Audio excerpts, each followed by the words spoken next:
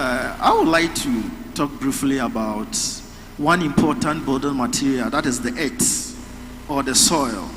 You all agree with me that even as human as we are made with the earth or the soil. And when we die, we shall go back to the earth. So the earth is very important in human space.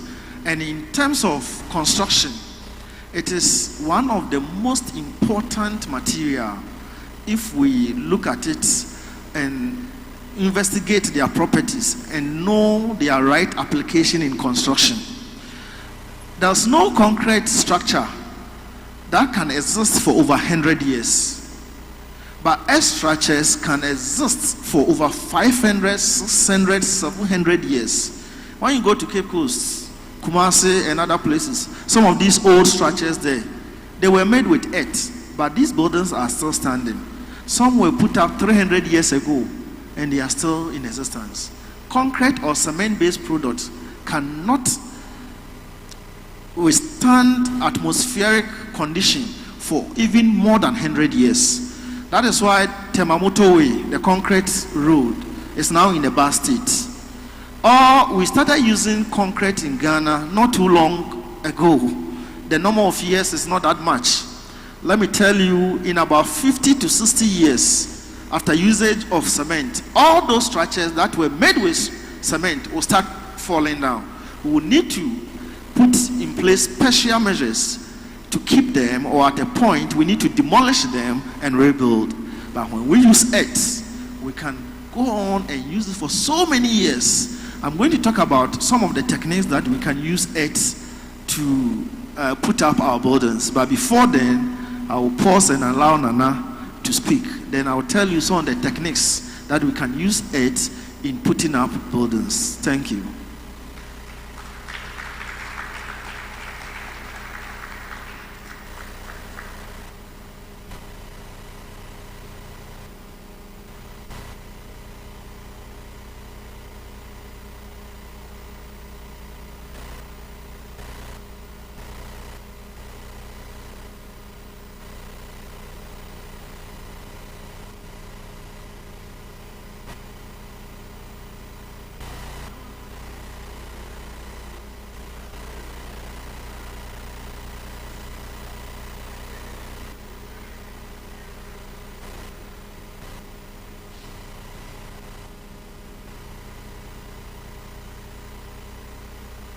Want to buy goats this hot afternoon.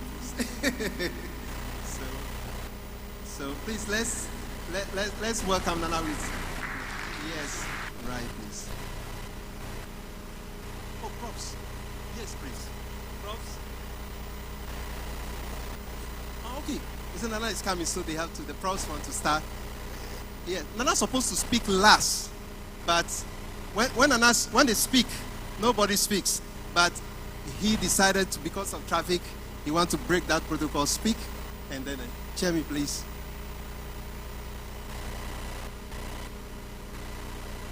Hello. Hello. Please give me the opportunity to introduce Nana to you, for those of you who don't know him well, to see him today very well. Nana here is the Apejahene of Asebu traditional area, and he doubles as the regent of Mori community. He is in the person of Nana Obokase Ampa, the first CEO of Obokase Foundation. A big applause for Nana before he gives the speech.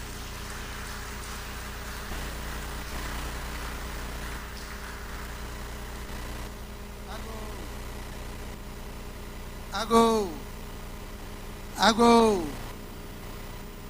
I want to say a big thank you to you, and also to the organizers of this very beautiful program. Personally, it's been a very illuminating session for me, listening to these wonderful professors and practitioners of engineering construction industries. I do construction as well. We have Obokase properties, but for some reason, our foundation, the non-for-profit, is more popular because of the various things we do in the Cape Coast area.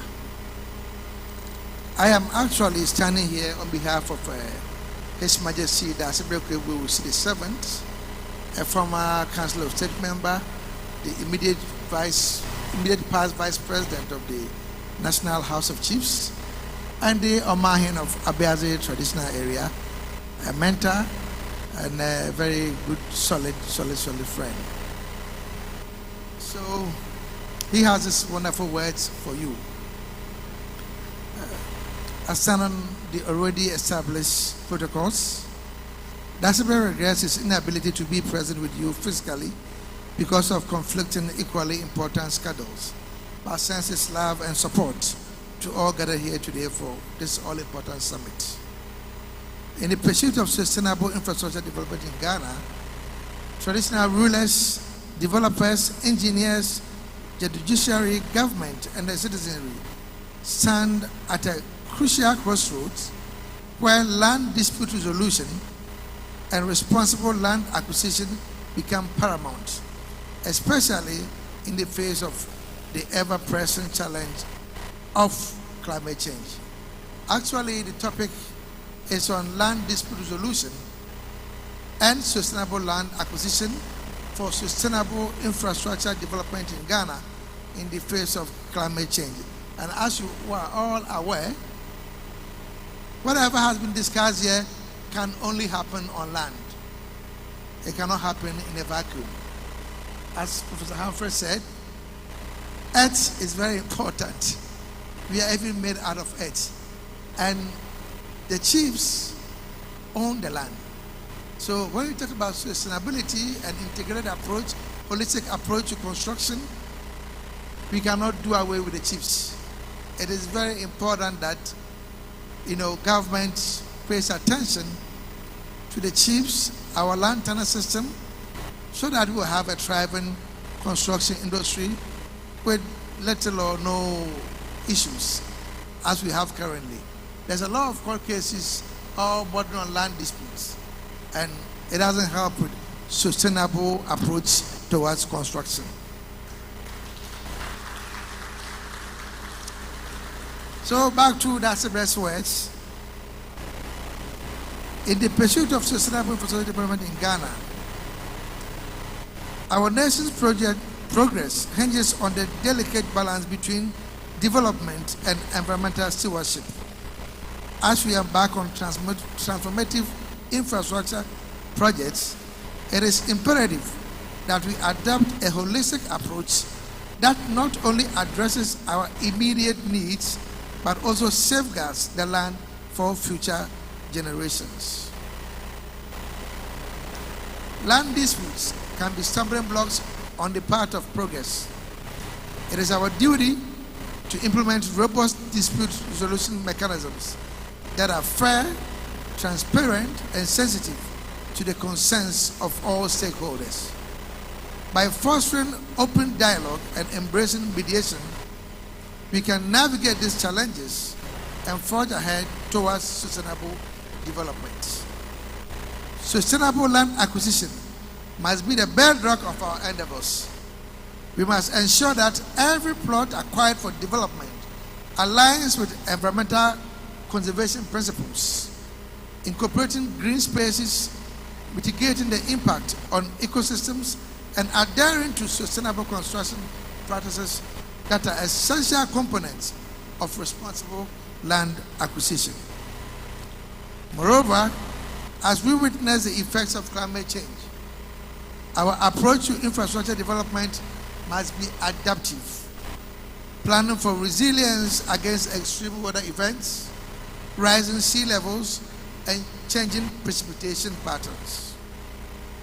It is not only prudent, but a necessity.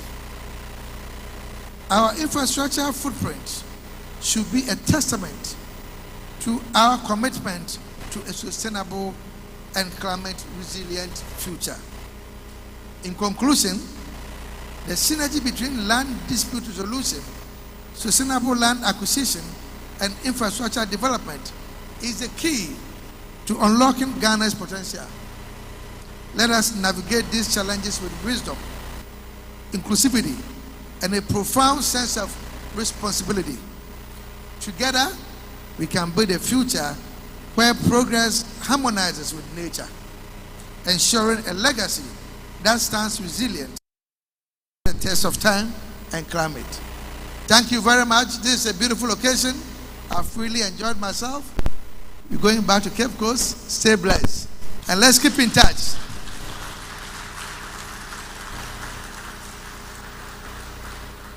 Thank you, Nana. Thank you, Nana. We are so grateful, please. We are so grateful. So grateful. Thank you. We are grateful. Yes, please. Thank you.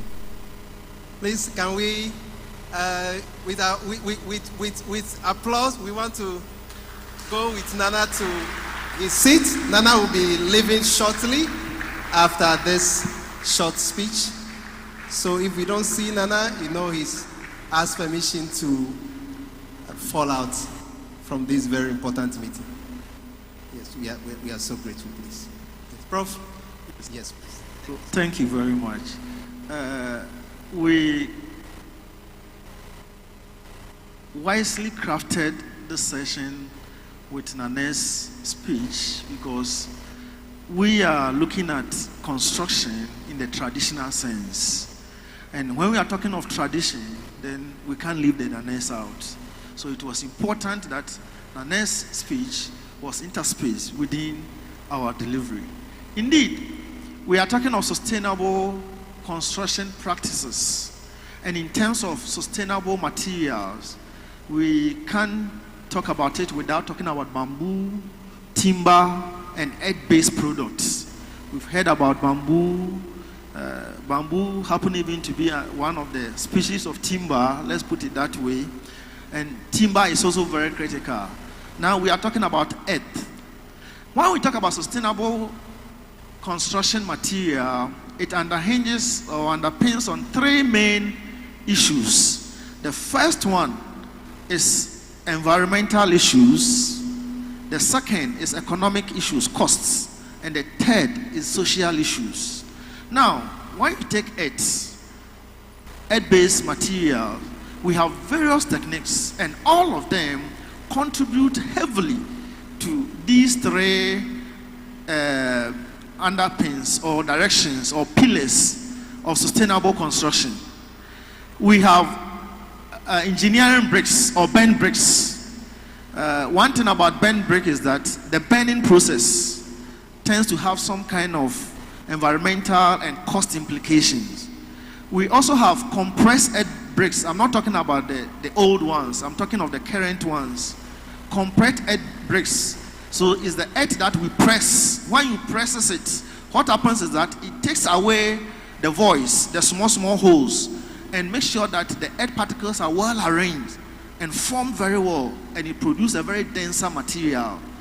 What we also do with earth is that now we are also investigating or producing what we call reinforced earth blocks or bricks. So we are using waste materials. It could be industrial waste or agricultural waste. Agricultural waste product like bagasse, that's sugarcane husk, or the sugarcane bunch. It is called bagasse. We can incorporate it into earth blocks. We can use oil palm fiber. We can use coconut husk fiber and rice husk. We have even conducted studies using that is plantain stereostem, the stem. We're able to extract the fibers or take out the fibers, and we're able to incorporate them into earth. And we have also used animal waste such as hair, animal hair, such as rapid dropping, cow dungs and others, and we are able to use it to improve on the properties of earth blocks. And the studies we have done, when you go to the Amstead booth at the back there, you see some of these materials. The investigation we have conducted have proven that some of these earth materials, when you improve the properties with some reinforcement or some binders, natural binders, they tend to even obtain better strength properties as compared to concrete blocks.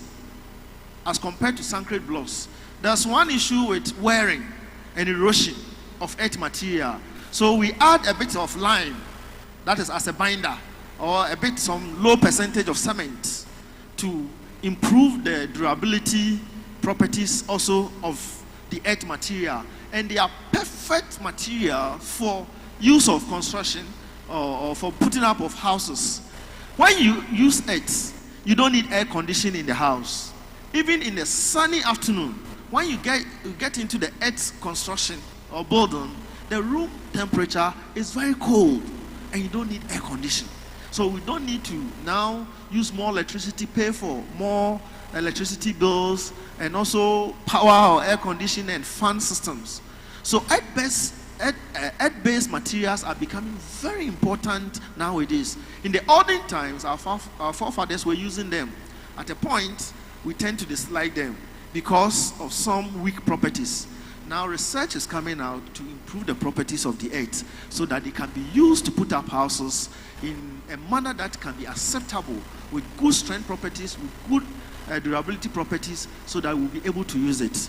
Cement production in its form is causing serious harm to the environment. Technically, when you produce 1 ton of cement, you also generate almost 1 ton of carbon dioxide in the atmosphere. When you produce 1 ton of steel rod or steel, you generate about 8 tons of carbon dioxide in the environment. So if we want sustainable environment, we want sustainable construction atmosphere, then we will need to go back to our traditional materials. Now let's investigate those materials and improve upon their properties and use these materials for our purpose. And we believe that when we go into that direction, it will help us to promote sustainable construction. And even now in Europe, they are all coming back to the use of earth, using bricks, lancrete bricks, laterite bricks, using engineering bricks to put up their houses. And I think that is the way we should go now. Let's look at our local materials, bamboo, timber, earth-based materials, and others, and improve their properties and use them for our housing projects so that we can save costs, we can save the environment, and we can also save our society. Prof. Right, thank you. So as we conclude, what we want to say, the key word is integration. The challenge is to completely use one locally based sustainable material. So if you integrate all the materials available to us, we could still integrate compositely with even some conventional materials to reduce the menace and also to improve its durability properties and aesthetic allure. And so the key word is integration. So all of us as built environment professionals or stakeholders, our recommendation is we have done the research, properties available, let's read, let's get the information, let's combine all these materials, let's use them together as architects. Let's design with every material that is available. Let us not only import, but look within. As we do this, we're going to have a sustainable, integrated building material system. Thank you. And as I'm also ending, I would like us to also look at something. Calcium clay cement, as was talked about by IBM, is very important. We need to move away from heavy clinker-based cement production and look for more sustainable materials for either producing cement or alternate forms of cement. And in doing that, we sometimes talk about pozzolana cement or materials. It's very important. Some of our agricultural waste products, we can easily turn them into pozzolanic materials and use them as substitutes for cement. When you go to our booth, we have done some investigation on some of them. Just even cashew.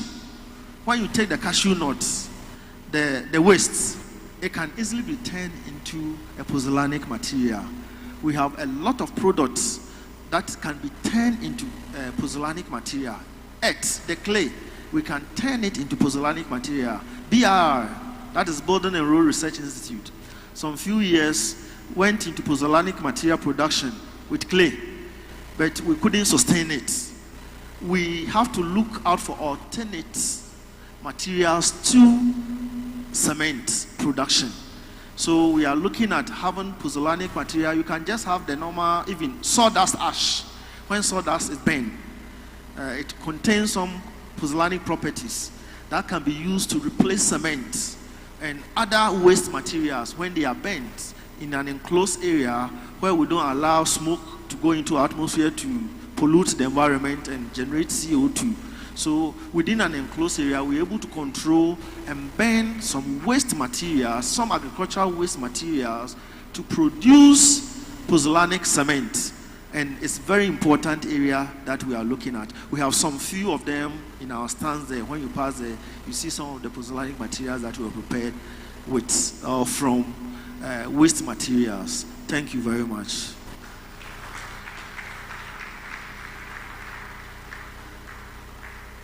Thank you, Profs. We are so grateful. Profs, Professor Apiakubi and Professor Danso, they will be moderating or hosting some of the next panel discussions, so you see them more here. They are lovely professors. They don't joke with local materials, local industrialization, and we are so grateful. They are always behind us, and we are always grateful. We appreciate that so much. Thank you very much, Profs. We are grateful. Yes. Please, we want to call on... Okay, who bring it? Yes, thank you. Yes, two of our sponsors will just do a brief presentation for us. You know, some of the sponsors, why we are so dear with our sponsors is some just canceled their sponsorship within some very close to this summit. So the ones that are with us, we love them so much. So we want them to enjoy themselves, have benefit of what they've given us. So please, we want you to enjoy their presentations. They've done so much for us. Without them, we cannot be here, please. We are so grateful. Thank you. Van Villette, please, you can come over and do your presentation. We are so grateful. Our sponsors, we are so grateful. Without your sponsorship, without your support, we cannot be here. So we appreciate you so much.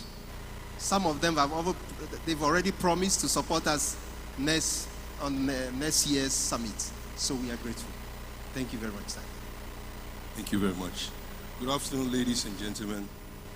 My name is Joseph Nete, the Commercial and Training Manager of Van Vliet Automotive Ghana.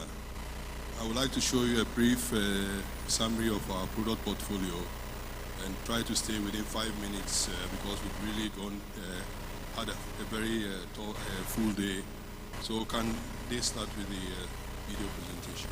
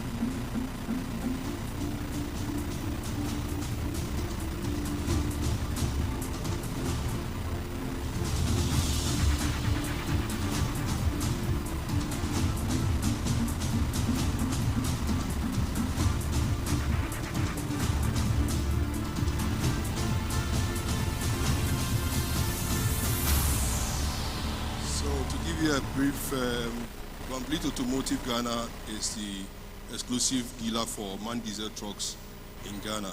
And we have a wide range of portfolios ranging from, we sell trucks as well, tipper trucks, we do concrete mixers, water tankers, fuel tankers, recovery trucks, cranes as well, trailers, like the portfolio was showing, and we have them in different configurations. We keep a stock of about 1,200 units in our warehouse in Holland, so it makes it easy to ship into the country within 3 weeks deliveries. We have other services such as genuine parts supply. We currently set up a parts distribution center in our warehouse in Ghana here, so we are able to speedily supply spare parts in bulk to the mining and construction industries. We cover areas such as petroleum, as well as mining and support services, where we offer our specialized crane trucks and service trucks. We are in the process of, we have set up a training division, and this is a specialized training divisions where we train mechanics and drivers so they are able to handle the equipment and to be able to support your investment in the various operational areas. Currently, we are located in Tema on the Community 25 Aflao Road. And to add in conclusion, MAN is at the forefront of setting up full production from next year in Germany. They will start supplying to the rest of the world electric trucks from 2024. It's just to let you know that MAN is your reliable partner in sustainable transport solutions. Also, we have a new division that we set up. It's called the GT Finance and Leasing for projects, and we finance purchase of equipment and machineries within a certain portfolio. So you could also contact us at the booth, and we could explain further to you. It's actually quite a very good model because it is a semi-annual repayment. It lasts for 5 or 6 years, depending on what you really want. So you are welcome to visit us at the end of the, behind you, we have our booth there. Come by, let's discuss and see how we can help you be able to meet your transport requirements. Thank you very much.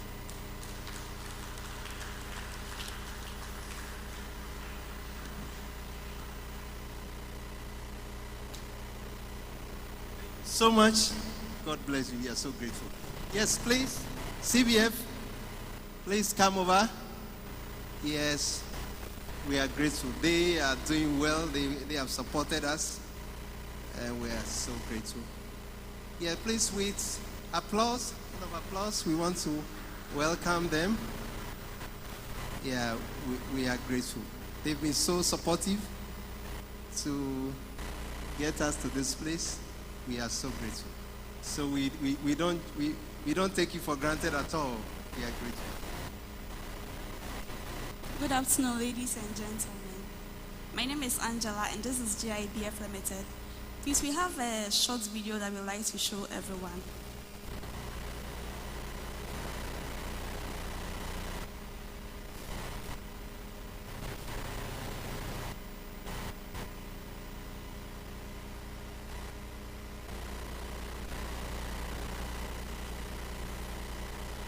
Can you please have the 1 minute video?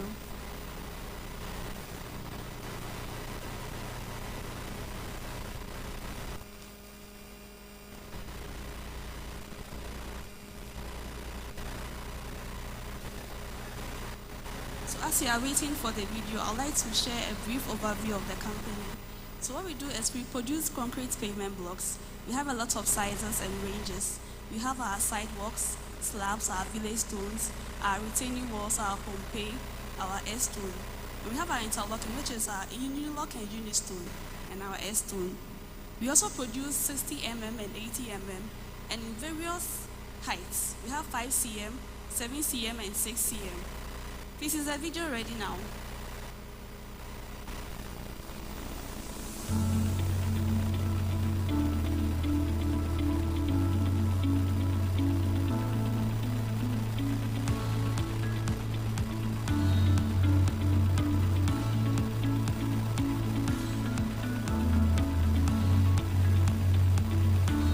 Welcome to GIBF Limited, Ghana's leading manufacturer in concrete products.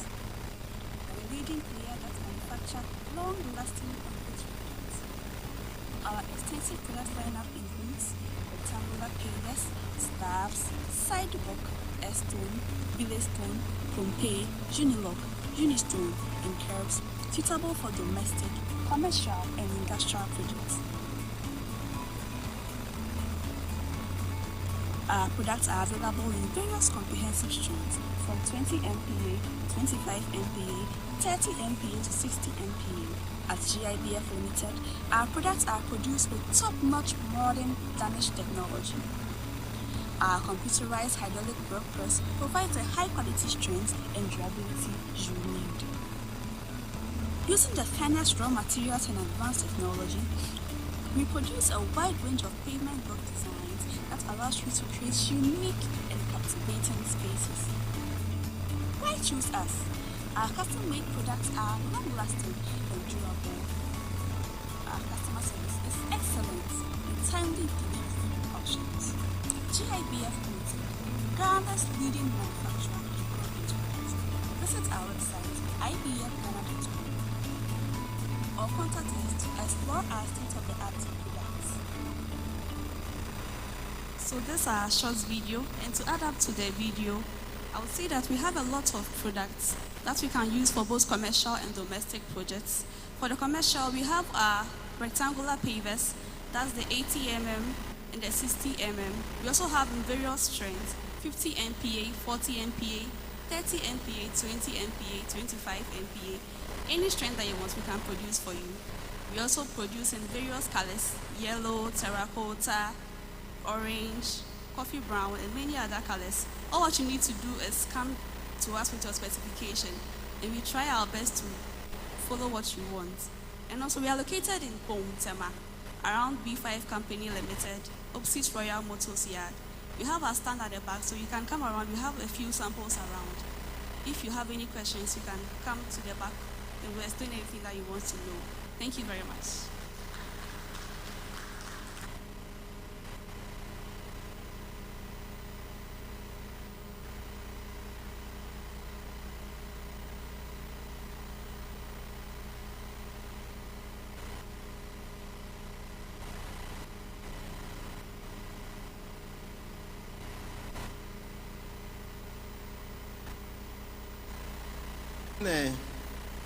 A panel discussion, but that will come in some maybe 20 minutes time. That will be on earthquakes. So please get ready. They're going to bring an alarm and their speakers and some few machines. They will show you what you have to do before, if there's going to be earthquake, what you have to do during and after. So please, I just want to start sensitizing you so that when it comes, sometimes you have to go under your table and things like that, so you not be so embarrassed. So I want to start talking about it before that time. Thank you very much, please. We are also going to hear Divine Professor Divine Ahaji will speak to us on flood. We have seen what the spillage has done to the lower Volta. People in the lower Volta, we know what the down spillage has done to them. We want us to really listen to Professor Divine. He will speak on, he has, with some of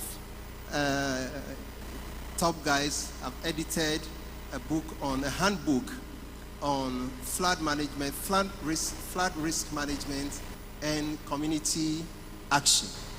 So Prof will be talking to us about that. The book is already launched. It's online. We will have a link. The link will be displayed later. You can buy some, but it will be published in Ghana at a lower cost. So those who don't want to buy it now online, they will wait. Prof will tell us about when that will come out, and then we can buy it in Ghana. Because of climate change, we're going to have a lot of flood happening. So please, we'll get ready. Prof, we want you to come over, please. Professor Divine Ahaji will be talking to us. His slides will roll on, but he will talk to us briefly about the book first, and then some of the things that he's doing around the world on flood management. So, Prof, the floor is yours, please. So, thank you very much. And I would say good evening to you, or is it good afternoon? And I want to thank the organizers for this opportunity. So as he said, my name is Divine Ahaji. I'm the head for the Center for Settlement Studies within the Faculty of Both Environment at the Kwame Nkrumah University of Science and Technology. And because of issues of time, as you've already said, I will quickly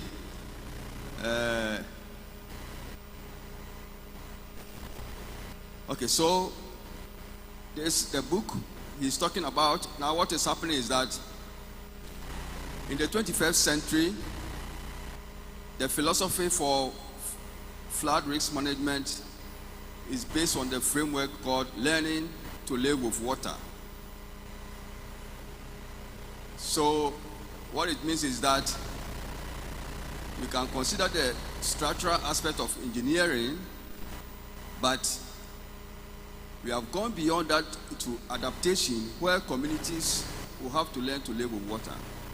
And you bear with me that even in our Ghanaian situation,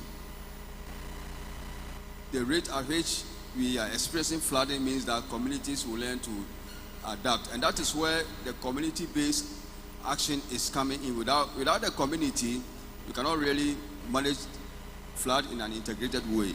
And so this is a book that culminated in 5 years of research, and then together with a team from University of Wolverhampton in the UK, University of Loughborough, and the University of Ibadan in Nigeria, we put this edited book together.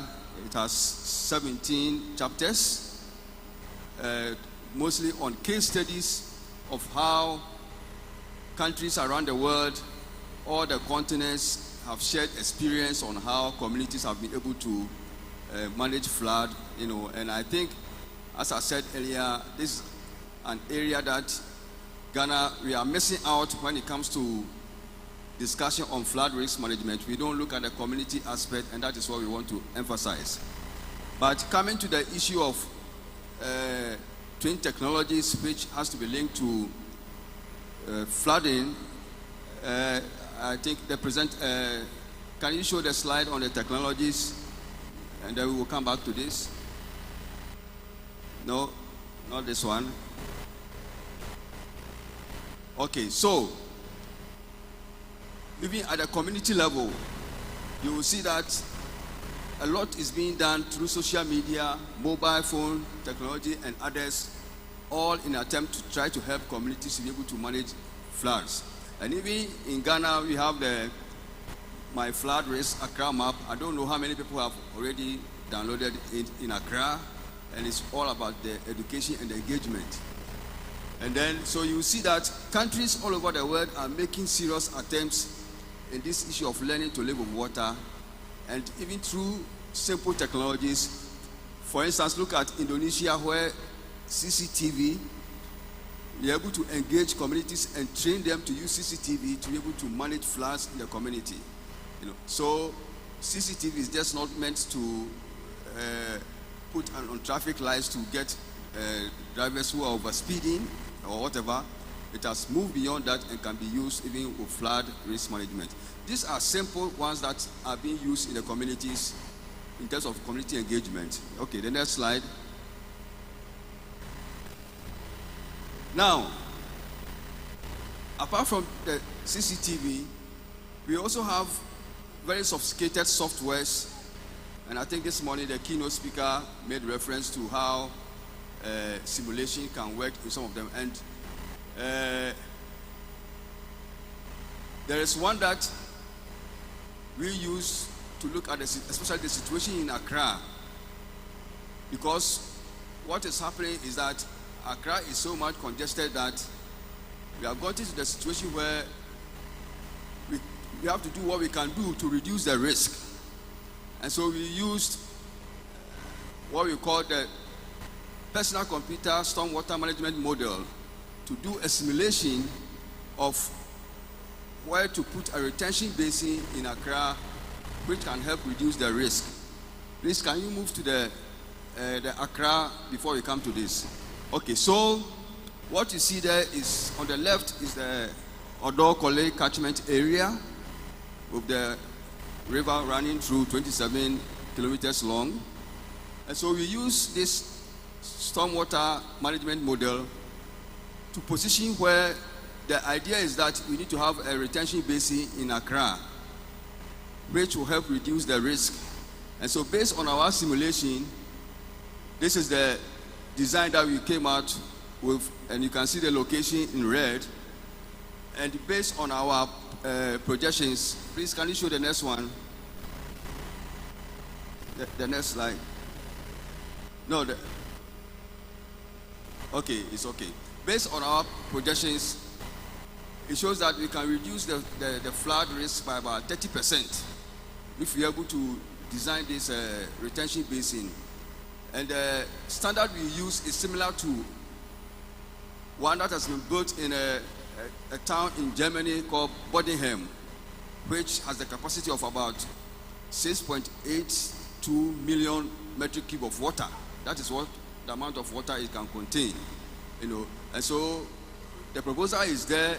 Our design is supposed to cost around $53 million US. And if you're able to build it, you can save $5 million every year in terms of flood in this country. This is one of the things that we have done. But then, this morning, Madam also talked about virtual reality.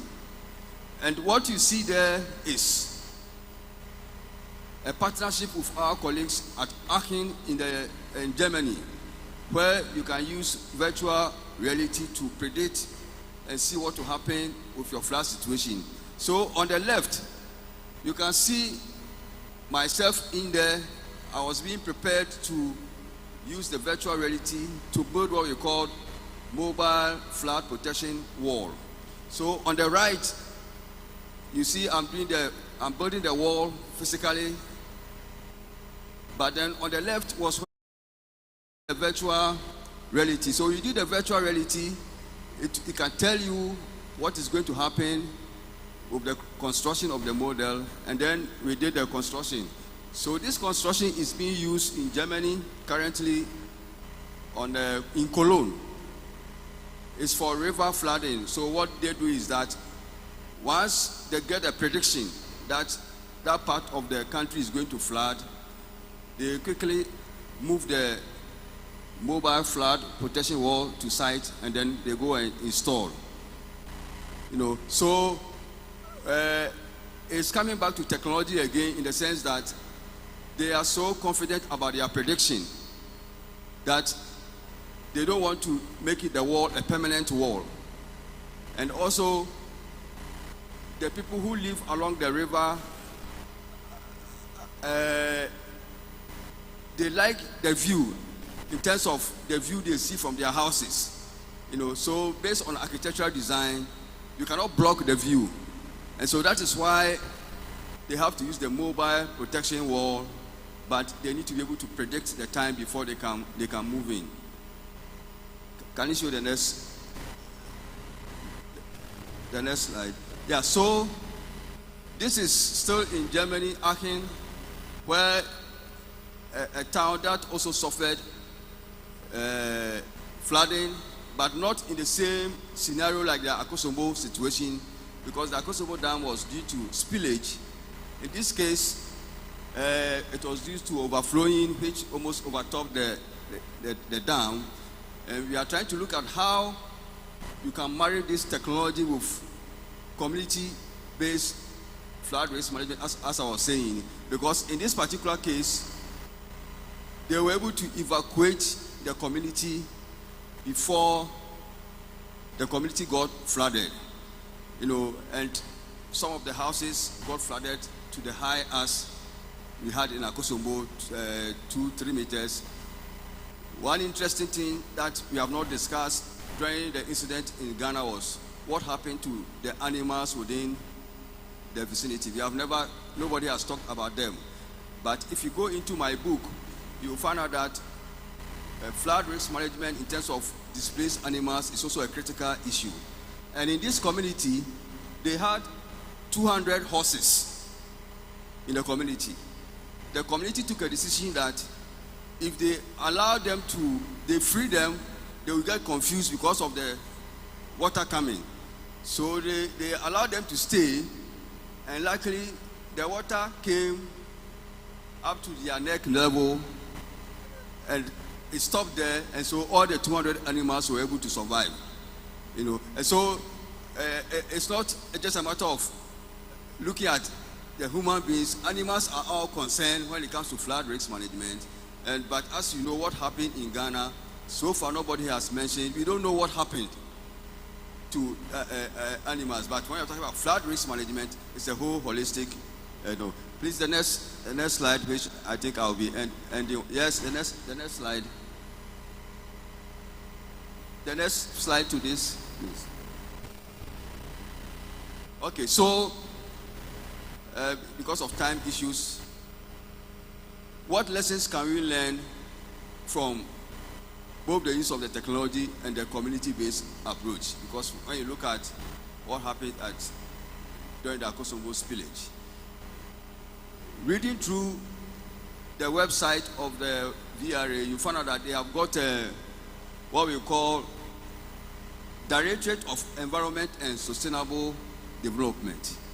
So it means that my assumption would be that VRA is aware that where we have gotten to in flood risk management, climate change issues have become very critical. And when you talk about climate change issues, the human factor is what? Very, very critical.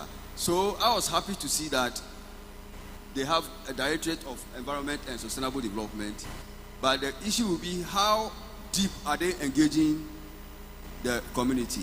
In fact, they even have what they call Community Relations Unit. Which suggests that engagement is there. So what I'm proposing is that when it comes to the use of twin technologies, we need to begin to take it seriously by strengthening that level.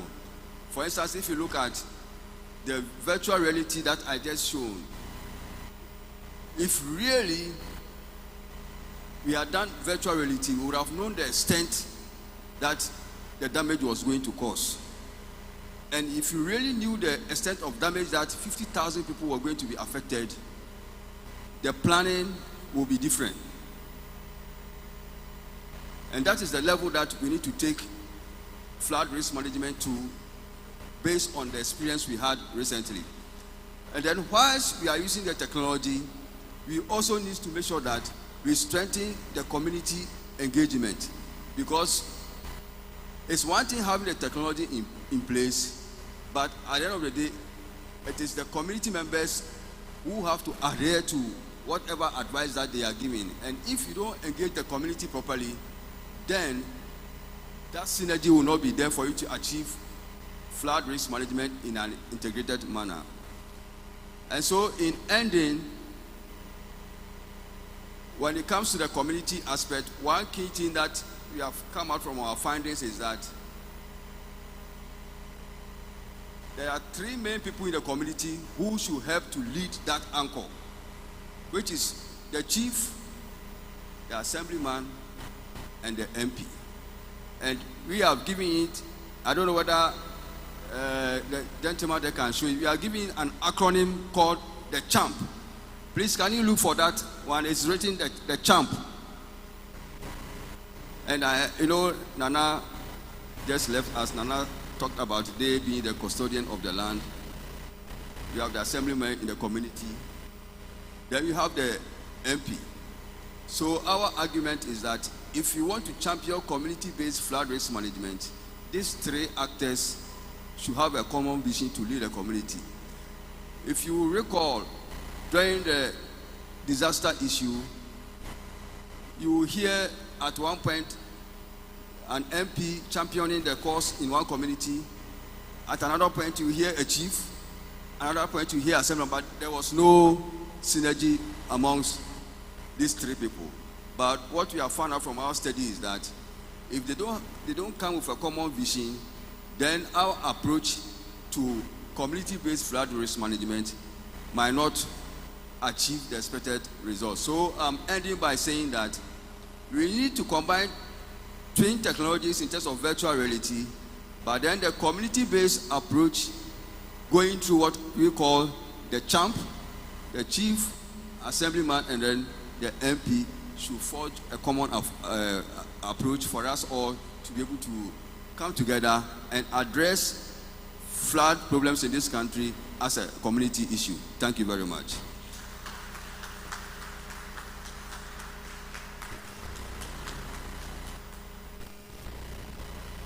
Thank you very much, sir. Prof, we are grateful. We are grateful. Thank you so much. Prof is a very busy man. Out of his very busy schedule to come here, we are so grateful. The Prof will come back again in the next few minutes because Prof will be presenting an award to Kumasi Academy for their great innovation. So you still see Prof coming back, please. Please want to call on Compute Ghana. They are also our sponsors. We want them to come present to us. We are so grateful. Thank you so much for supporting us, sponsoring this summit. Sustainability, posterity will reward you. Yes, please. Thank you so much. Right. Good afternoon, ladies and gentlemen. My name is Anthony Sedo with Compute Ghana. And I'll play a little video for you to watch and then probably do a little talk on the company, and then we'll take it up from there. Thank you very much.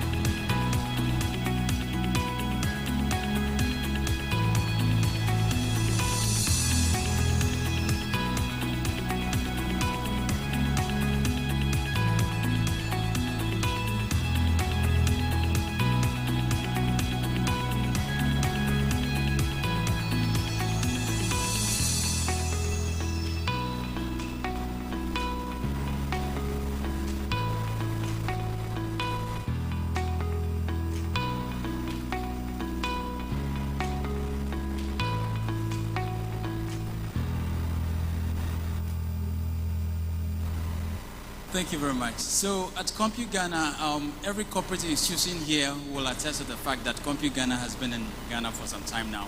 And you definitely might have encountered CompuGhana either through purchasing of an office equipment or home appliance or anything of the sort.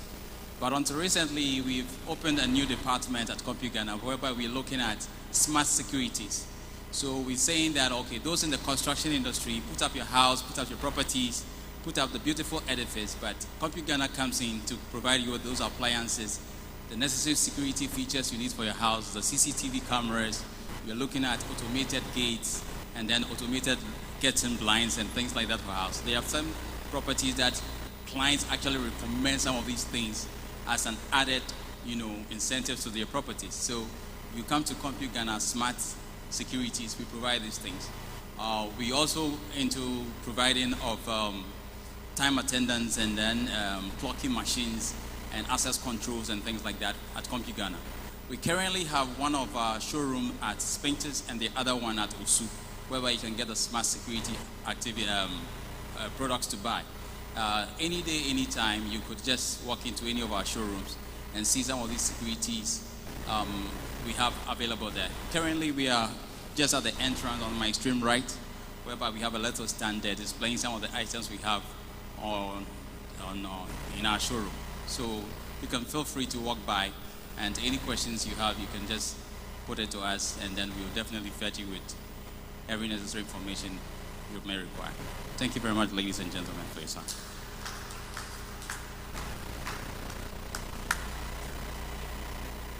Thank you so much. Yes, our sponsor. Yes, so we'll have one commercial, then Dr. Samuel Duce will come, and Dr. Samuel Duce is, I will not say so much, but he came back from COP. He's supposed to stay there for a while, but he came back because of this program yesterday. But the doctor will come in. Yes, so this program is so dear to his heart, and we are so grateful. He will be coming after a commercial from Premier Steel, and so I will talk about Prof when Doctor, when the time comes. We are so grateful. Premier, please, you can come over. We are so grateful for your support. So grateful for the money you've given us this year. So thank you so much. We are grateful. We are grateful. Hi, good afternoon to everybody. First of all, we want to thank the African Continental Engineering and Construction Work for this opportunity. And thank you for everyone for coming and visiting us. I'm from Premier Steel Limited. Premier Steel Limited, normally we are part of SETI Group. I don't know if you guys have heard about SETI Brothers. We are also into steel. We are into construction chemicals, waterproofing. We have our own housing project also, Nyamedua City, which we have our affordable housing project. Currently, they are on sale and they are also available for rents in Tema. And then we have a couple of towers also in Accra and Tema. So today we are mostly going to talk about the common problem which we have it in every house or every building, every hospital or schools or every premises is waterproofing. We always have waterproofing issues in our buildings, and we provide the full complete solution, whether it's a new structure, old structure, or it's something which you have built and maybe left it for 10-15 years and now you want to start building it up again. And salt problem, rising dampness problem is the most common problem. So we are going to start with a small video from Sika. Sika is one of our brands. We promote this brand. We are distributors of this brand in Ghana. We want to show you a small video, then we'll go with a quick PDF presentation that why do we all need waterproofing and what is the need of waterproofing in every structure. So they can play the video.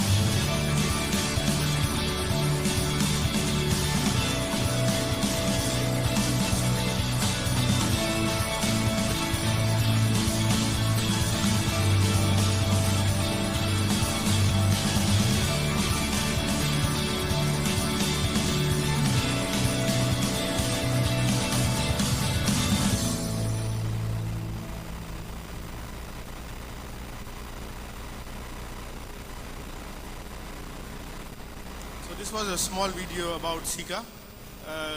Sika is into waterproofing paints, epoxy floorings, and all kinds of construction chemicals. We have a factory in Tema now, in Pong. We are doing our local production also here in Ghana. And most of the products are available at very affordable prices, most of the construction chemicals. We'll start with a slideshow now regarding just to show you what waterproofing does to your building, and if you don't do waterproofing, what happens to the building. So this is why waterproofing is required in the house, to avoid all these problems in future. You always have this rising dampness problems. You will see iron rods are corroding and it is peeling, and the iron, what happens exactly is the steel gets, when it gets rusted, it expands, and when it expands, it cracks your concrete. It weaks your structure, and then you always have this rising dampness problem, which time you don't know, but your building is getting weak. A building which is supposed to last 100 to 150 years, within 30, 40 years, you have to renovate the whole building again. So this is why we need the waterproofing. And if we do waterproofing in stage 1, we don't need to spend ×5 of the money to repair it. If I have done my waterproofing in the beginning stage at a building, I don't even spend 2% of the money of the building I'm using. But if I don't do it in the early stage, I'll be spending more than ×5 of that to repair the building. Because painting is done, everything is done, we are started living inside. We have to break tiles and do waterproofing again. It costs always ×5 to it. So there's something called integral waterproofing. You know, always when we buy cement and sand, the consistency of the cement or the brand of cement you're using today, maybe today you're using 42.5, next time you are buying a different brand. Today you got a sand, river sand, tomorrow you got a sea sand, third day you have got a different quality of sand. So all our products, waterproofing products, are designed to use in any kind of sand and any kind of cement to give you the best results. So it's a simple dilution, simple method of using it. It's not rocket science. Anytime you get these products, our team will show you how to use these products, your mortars. We also do site visits. We come to your site, to your projects. We train your engineers. We also do seminars and program for engineers to teach them all the products. So this is a normal liquid waterproofing product. It's a tonic basically to your all kind of waterproofing works. If you use it day 1, you don't need to do any waterproofing on your structure again.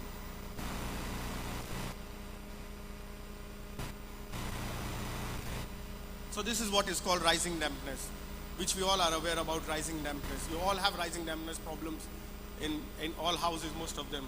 You will see that when a product used with the waterproofing doesn't get the rising dampness as compared to the one you have. We have also this samples at our place. We have bought some samples which we have done and we have placed it there. You can, when we finish, you can pass our place in the corner here, Premier Steel, and then you can see all these samples which we are demonstrating also there.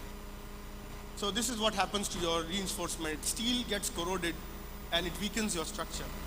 But with these chemicals and waterproofing, when it is added to the concrete, it will not have these issues, these kinds of problem. We have a piece of iron rod which we have put in a normal water and a piece of iron rod which we have put in our chemical. Even with 2 years time, it has not started rusting. This chemical also prevent cracks. Whenever you plaster, you get cracks. It also supports that. Very easy to mix, very easy to use it.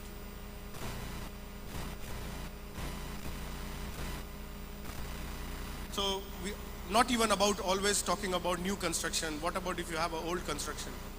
We have products, we call it Super Latex SBR. It's also known as Stelline Betadine rubber. It is the same rubber used to make car tires and car tubes. So this product is 60% made of rubber.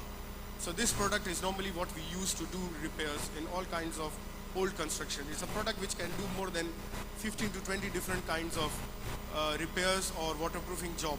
So it's a one product which can be used in different ways and can be used to rebuild your structure or increase the strength of the structure again. So all these are general pictures to just show you quickly revision that all waterproofing problems, what you are seeing in the pictures here, can be solved using these products. And we have the solutions for all types of leaks and waterproofing. This is a couple of projects we just did recently, 2 months ago, Marriott Hotel. We did the whole roof waterproofing for them. We also do epoxy floorings for warehouses, car parks, where when you have warehouses, you have a lot of dust coming from the floor. We also do full flooring system also. So thanks a lot for the time. Thanks a lot for listening. This was Premier Steel. Thank you.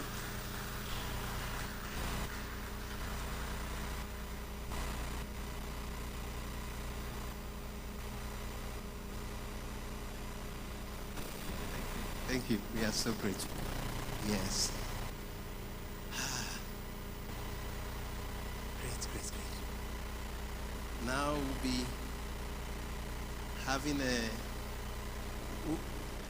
we are getting Dr. Doche's video.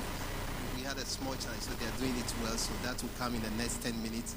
Dr. Doche will watch the video, and from COP and all the big things Dr. Doche is doing with Heart of Foundation. He'll speak a little bit about it.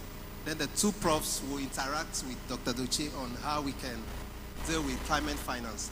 You know, Africa, the only place we can get money for infrastructure development now is from climate finance. Without climate finance, Africa cannot get any money. So this is very important section for us. We're already in debt. They're even thinking of maybe doing a swap. So the money we're supposed to pay as debt, they'll use it to do climate finance projects. So if we don't know how to assess the finance, we don't know how to write the proposals, we don't know where the finances are, we cannot do anything. So we want it, this is where, as infrastructure developers, as both environment professionals, government to depend on us to build infrastructure, because we can assess the finance to do it on behalf of government. Yes, so once we wait to do that, we want to, yes, we want to look at earthquakes and buildings. Okay, so we will assess our senior engineer. We have people among us so senior engineer is our first woman in this country as a structure and earthquake engineer. And at a point she said, among men, she doesn't see herself as a woman. I think there was one time the men were in the car. She will tell us briefly about that, maybe. And then they were talking. And then they said, Madam Kali is in the car. They said, oh, as for her, she's a man. Don't worry. She was the only woman among the engineers. They said, as for Engineer Kali, is a man. And when they set up the earthquake technical committee to write on the earthquake, the framework, she was the chairperson of all the men. You see that all the men. So she has done so much in this country, here, Africa, and outside. She was the past president of the Federation of Africa Engineering Institutions in Africa. She was just the past president of, yes, and we are so grateful. So we will look at that presentation briefly. Then by the time the Dr. Doche's slide will be in, and then we will look at that. Please, do you have the slides for? You did for me.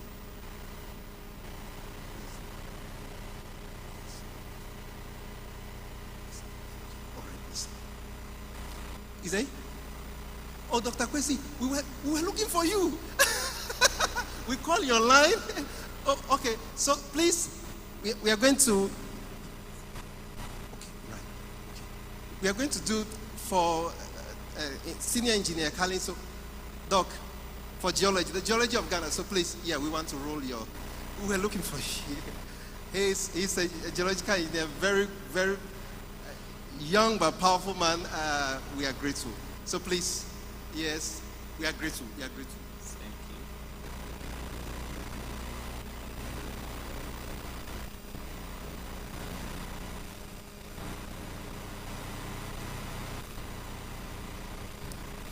Good afternoon, And then thank you for staying with us up to this time. If you can project my slide. So I'm here to talk to you about the geology of Ghana, the occurrence and the uses of natural building materials. So we know we need the materials to build, not this one, the actual slide. The PPT. The PPT.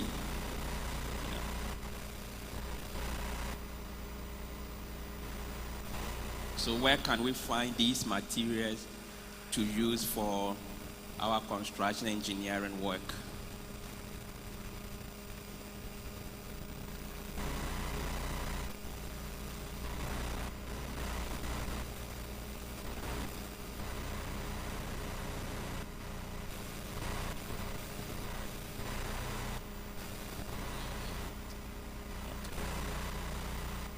All right, so what is geology? Before my slide comes, what is geology? Because I'm a geologist. So what is geology? So geology is basically the study of the earth, because geology comes from two words, geo and then logy. So geo means earth, so the study of earth. So we study the earth, basically the rocks and its natural resources.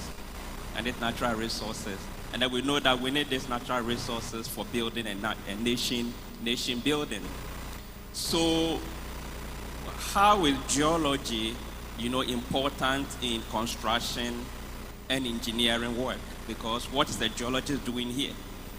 Basically we study the composition of the rocks, so the grain packing and everything, and then we inform the engineers and then the contractors what these rock materials can be used for. So whether for pavement, whether for road construction, we study and then we make informed recommendation. Again, because we understand the earth, we can tell engineers and contractors site for which they can put up their building or their work. So because we understand, areas that are prone to earthquake, prone to erosion, weathering, and stuff like that. So we advise, contractors and engineers where to put up their structure.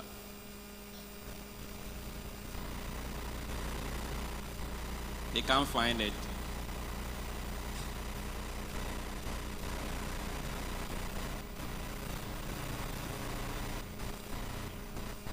Thank you. Sorry for this one. We quickly. So please, let's get the Ghana earthquake. Let's get the earthquakes. Yes, please. Yes, please. Senior engineer, please. Yeah, that's so great. Yeah. So we're going to learn how you can. Okay, I will not talk.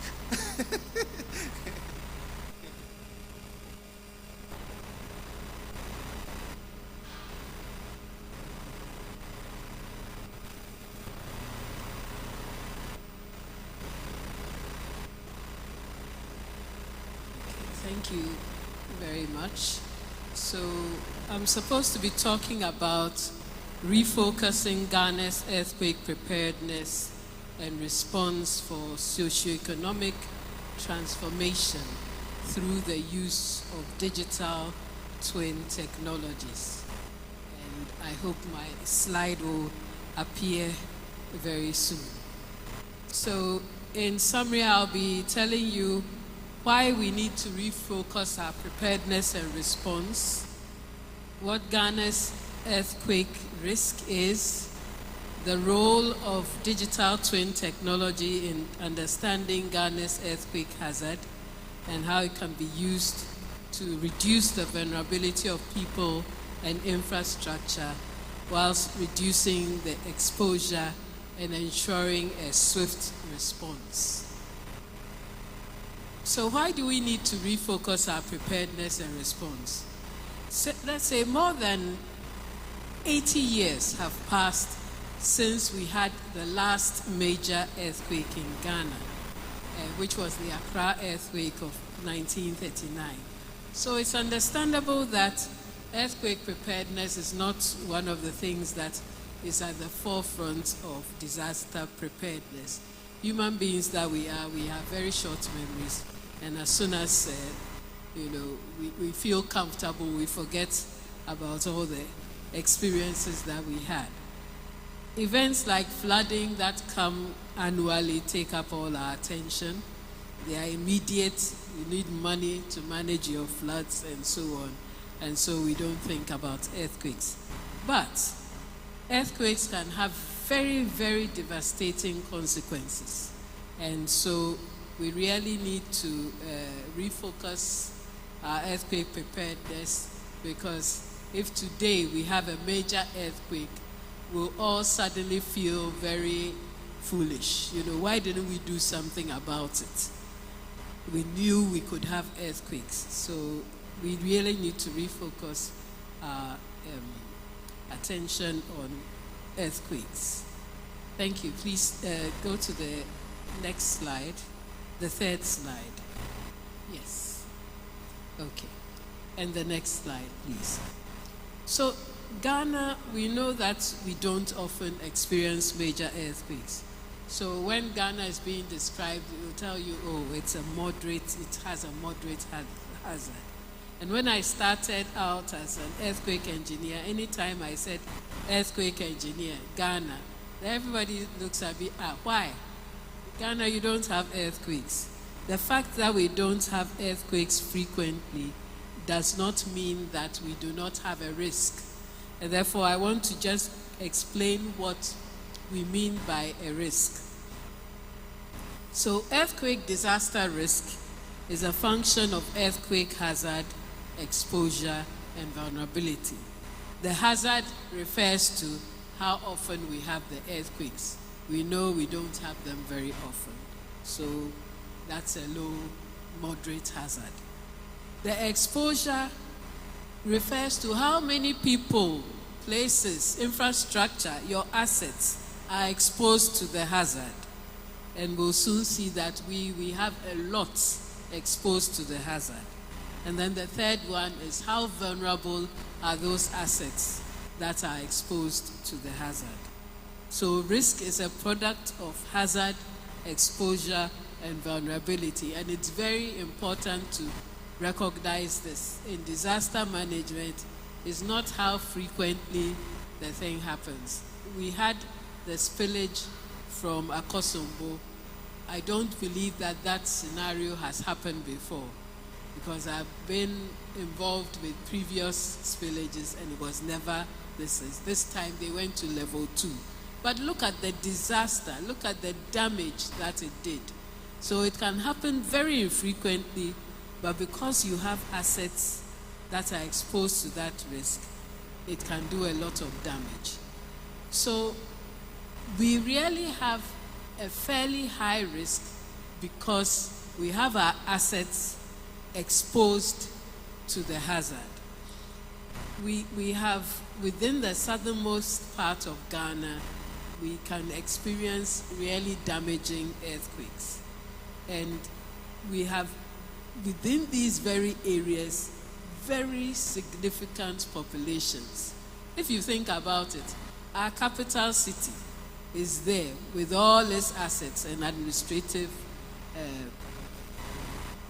structures. Tema, port city. Ho, an important regional capital. Cape Coast, important tourist and cultural city. Academic too. Takoradi, important port city. And all our oil assets, our gas assets, our electricity assets, mining assets, most of them are within the southern part of Ghana, which can be affected by earthquakes. So our risk is not low.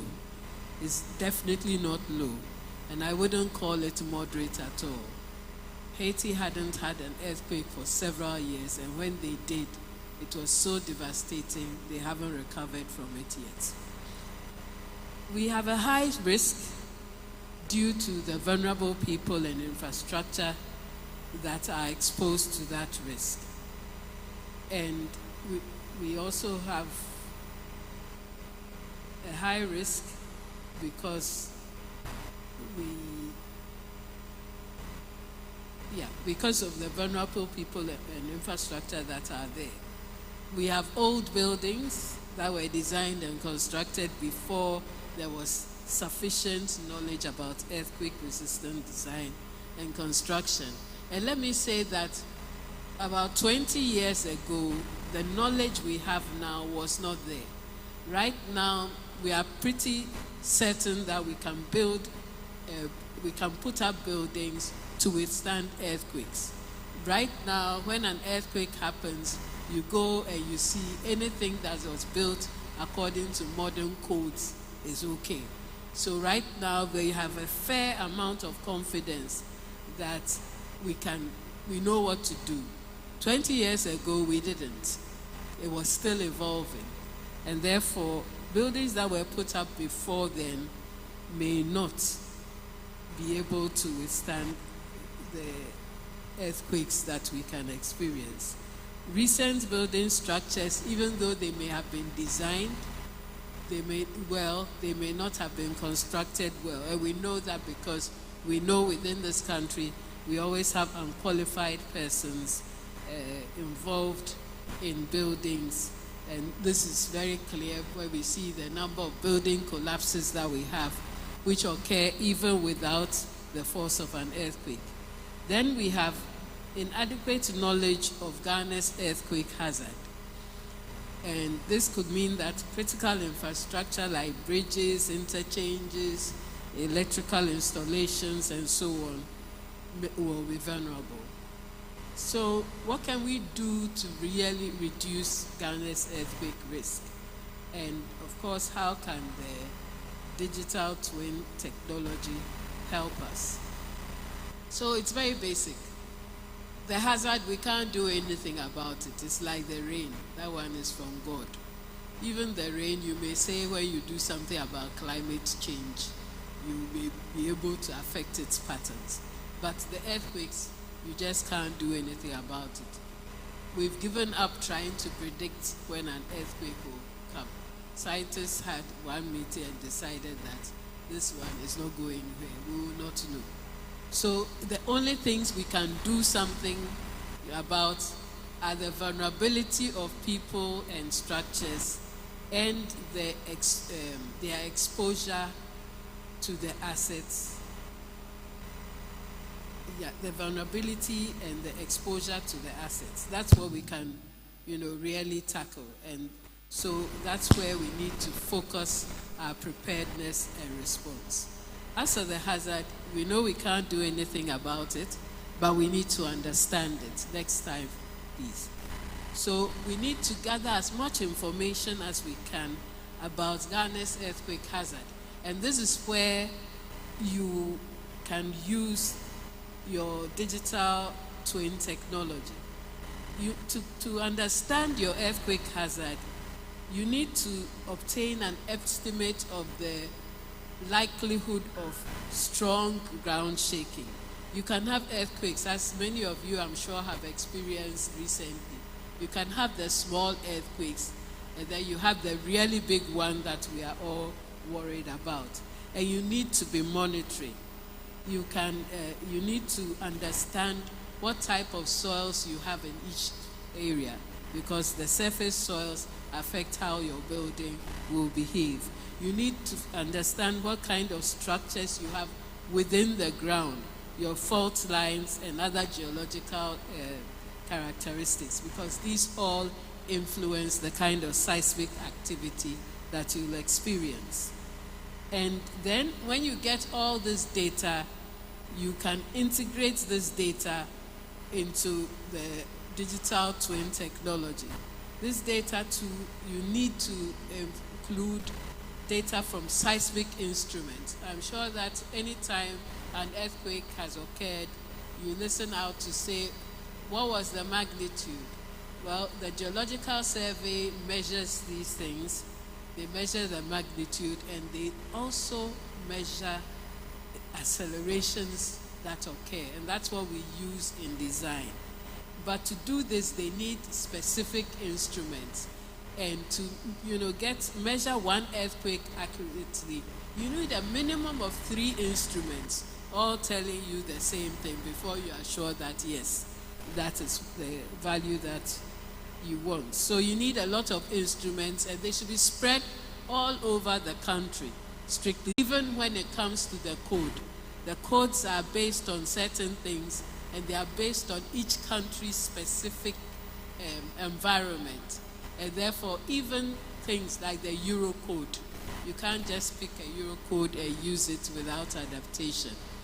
You'll find that even though all the countries in Europe produce the Euro code, they each have what they call the box values, and each country puts its own specific values to suit its conditions.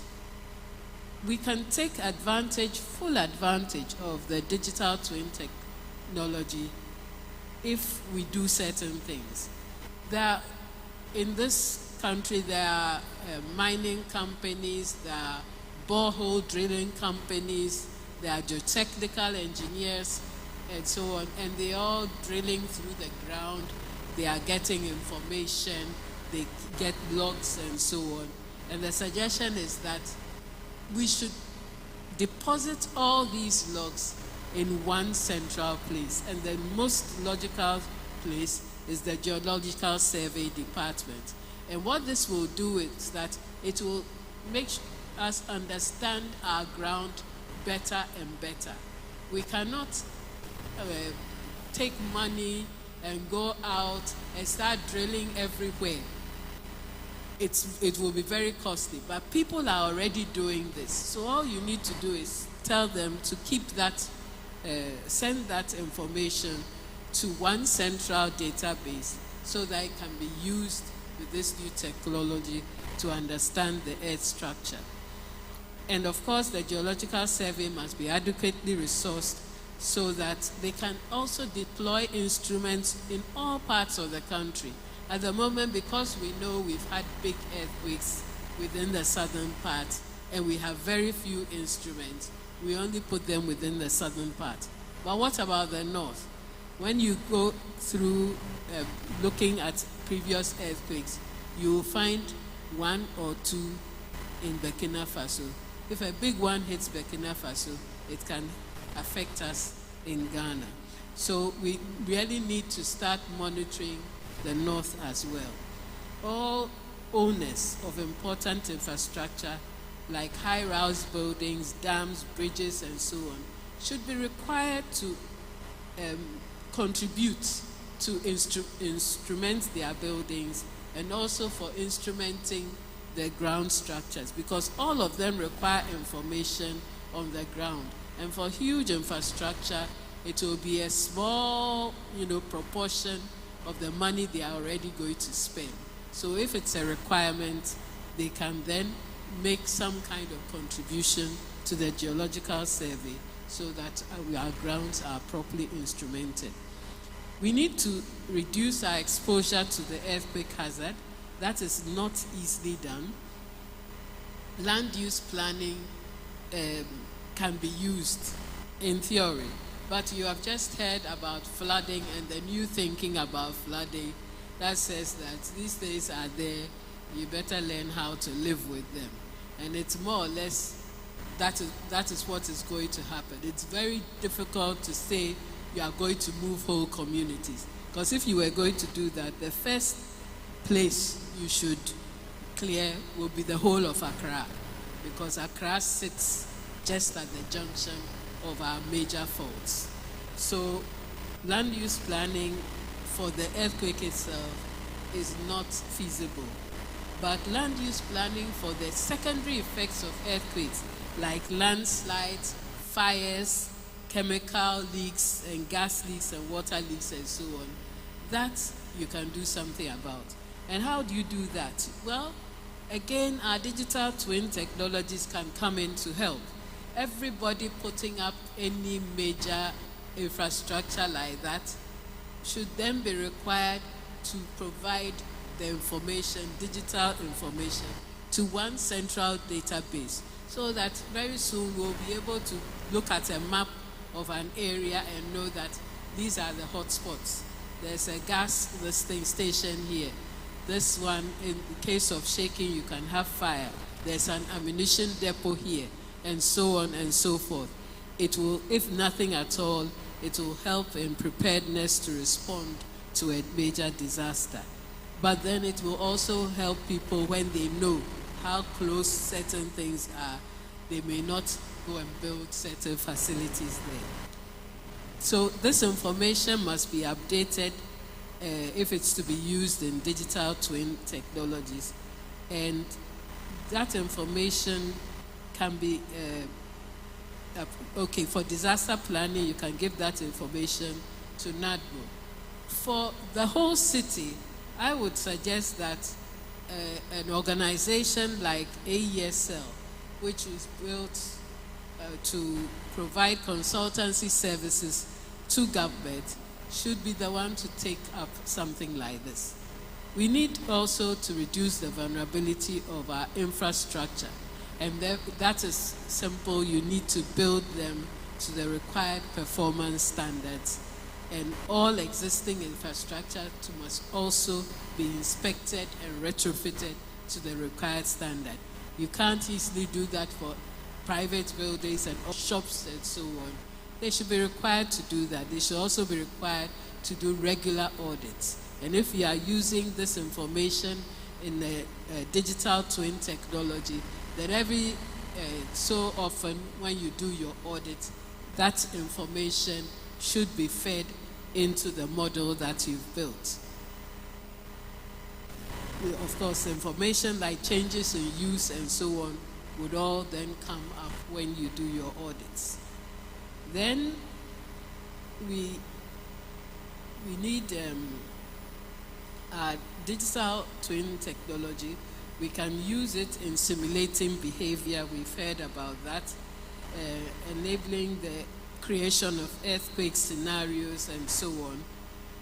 And we can use it in building the resilience of critical structures. These critical structures, like hospitals, homes, and so on, we need them to be up and running very soon after an earthquake, because we need our roads, we need our bridges.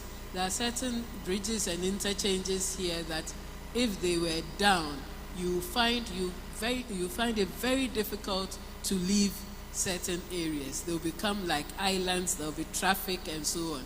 And how do you go saving people when you have a situation like that? So we can use our digital twin technology, create scenarios and so on, model the critical infrastructure and see what happens if, for example, the interchange at Tema is down. You'll be able to see what happens to your traffic and so on and so forth. Then we need to sensitize our communities, educate and sensitize our communities so that we can reduce their vulnerabilities. They'll have to be well educated, and you can use these digital twins to create awareness and train the communities. There's nothing like seeing some real life situation of what will happen when an earthquake occurs and how you can save yourself. Then we have early warning systems that can also be used to reduce vulnerabilities, and they will depend on these instruments that I've been talking about that the geological survey needs to have everywhere. And the way they work is that the earthquake waves come at different speeds. Some are very fast and some are slow. These early warning systems pick up the fast waves, and then they would send you a message and tell you there's an earthquake coming. And I believe there may even be a demonstration. Tell you an earthquake coming in so many seconds or in so many minutes, and then you'll be able to take action, hide before the strong waves come. Then, of course, this also helps you when it comes to your response. Your digital twin technologies can be used in looking at various scenarios. Finally, after a major earthquake, you can't go back and build the same way you built for the buildings to fall down. You need to build back better. And you need to do that within the shortest possible time. I know that we've been running around trying to build houses for those who lost their houses in the flood. It will be even worse in an earthquake. There will be many more people involved. And the recovery process, even though you are rushing, you should still be able to build back better. So your digital twin technology can help in the assessment, post-event assessment. It can compare pre-event data with post-event data, help you to understand what went wrong, the extent of damage, and help you to prioritize your recovery efforts, and also to plan for your reconstruction. So in conclusion, earthquake risk is a product of the hazard, vulnerability, and the exposure. And though Ghana's earthquake risk may seem to be moderate, its earthquake hazard is moderate, its risk is not moderate, because we have significant exposure and our people and infrastructure are vulnerable. But we can use digital twin technologies to reduce Ghana's earthquake risk by improving the understanding of the hazard and reducing the vulnerability of its infrastructure and its people, and limiting their exposure to the hazard. So there's a need, if we are to do this, there's a need that we deploy more instruments around to be able to get real-time data and use this data. We recommend that owners of major infrastructure should be required to contribute some money to the Geological Survey for the purpose of purchasing and installing these instruments. And in addition, all those that obtain information on subsurface structures should deposit their logs with the Ghana Geological Survey.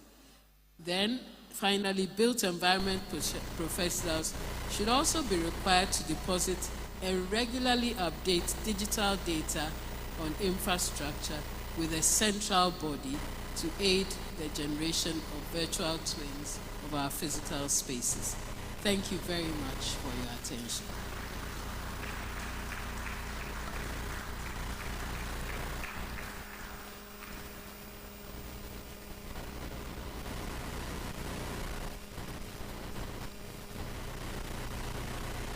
Senior engineer, we are so grateful. Yes. Ladies from Kumasi Academy, make sure you see mommy before she leaves. Very important. Okay, please, we are now going to, please, let's play the video, and we'll call on Dr. Samuel Duche. Please, I want you to please come with us with kind of a clap, applause, please. We want Dr. Duche, please. We want you to tell us briefly about COP28 and some of the great things you've been. Please get in touch with this great man of the land. I won't say so much. Let me welcome all of you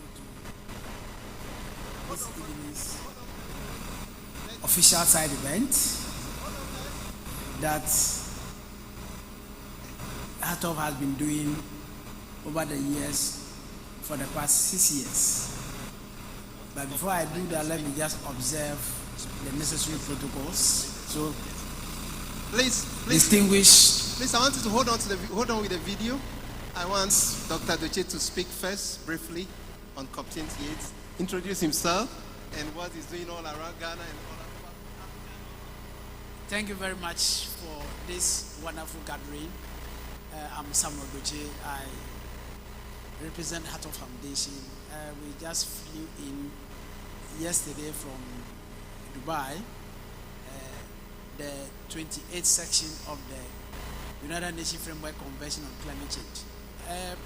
It's an annual event since 28 years ago.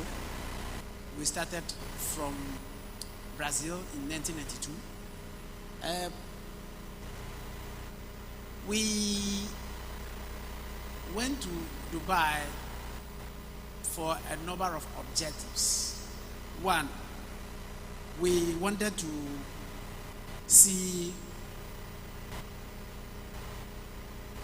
what we started in Sharm el-Sheikh concerning loss and damage, talking about floods and disasters and adaptation. So the world was looking for an opportunity to create a fund for which developed countries will capitalize in order for developing countries, including Ghana, to access those funds for addressing issues of disaster, risk management, earthquakes, hazards, and the rest. Then also we went to Dubai to see what we call the global stock take. We negotiated for the Paris Agreement, and we need to take stock of whether countries are on track in meeting the 1.5 degree target that was set within the Paris Agreement. We also go to Dubai to see or to review what we call the new quantified collective goal on climate finance. Anytime, anywhere I stand as a multilateral environmental agreement negotiator and international resource mobilization expert, my desire is to ensure that wherever the resource is allocated or is located, I have to be there, and whatever it takes for me to access the fund, I should be able to do that. So in all of these things,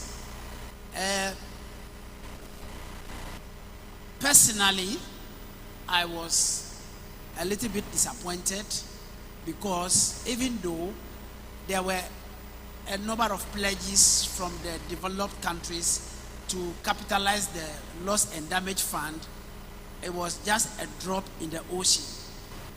Because looking at what happened in the Kita municipality, the Volta region, the money promised or pledged is not enough for Ghana alone, let alone the other developing countries, 134.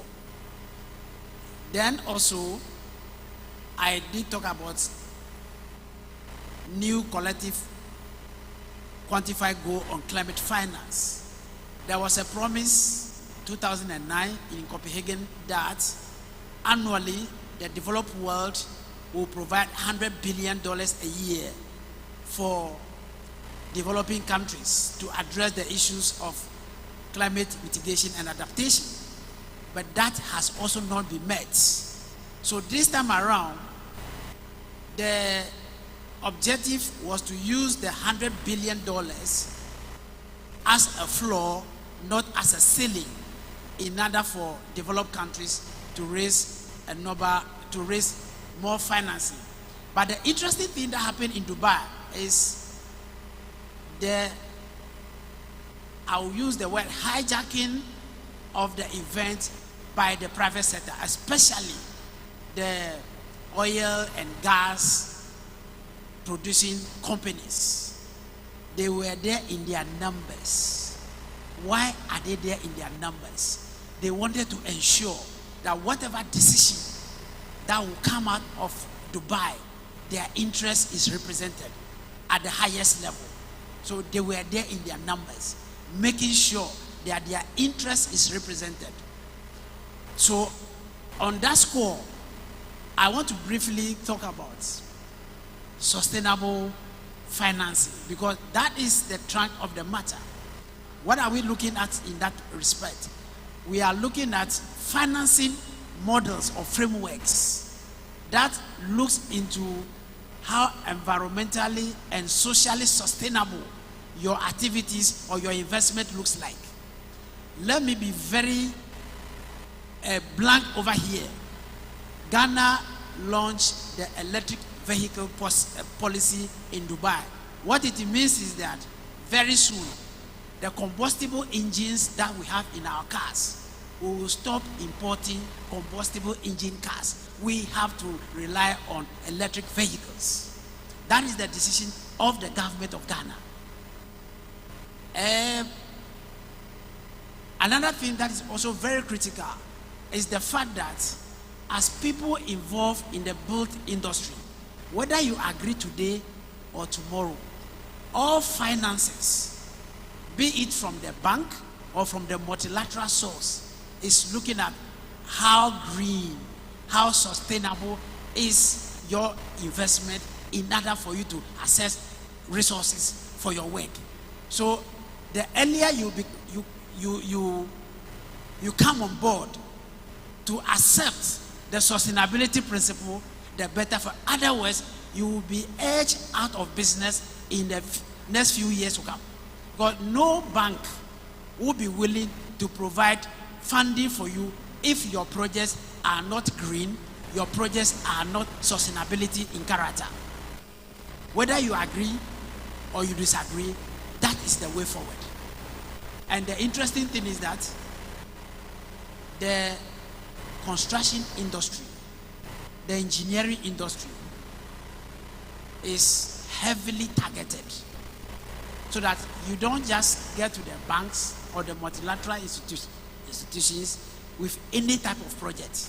If the project cannot respond to the sustainability agenda, the green agenda, then you walk around the whole world, you won't find any investor or sponsor.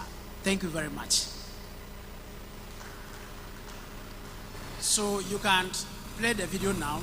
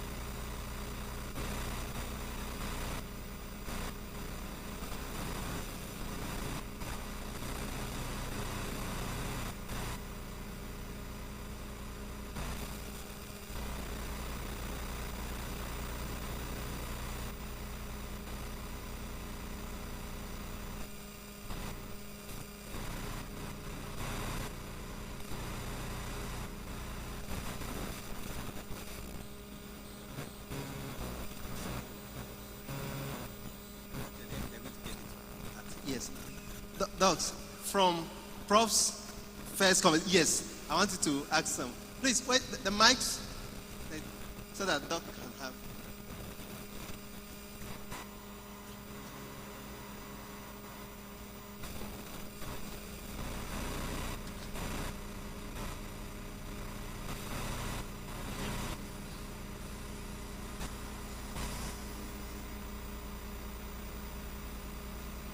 Okay.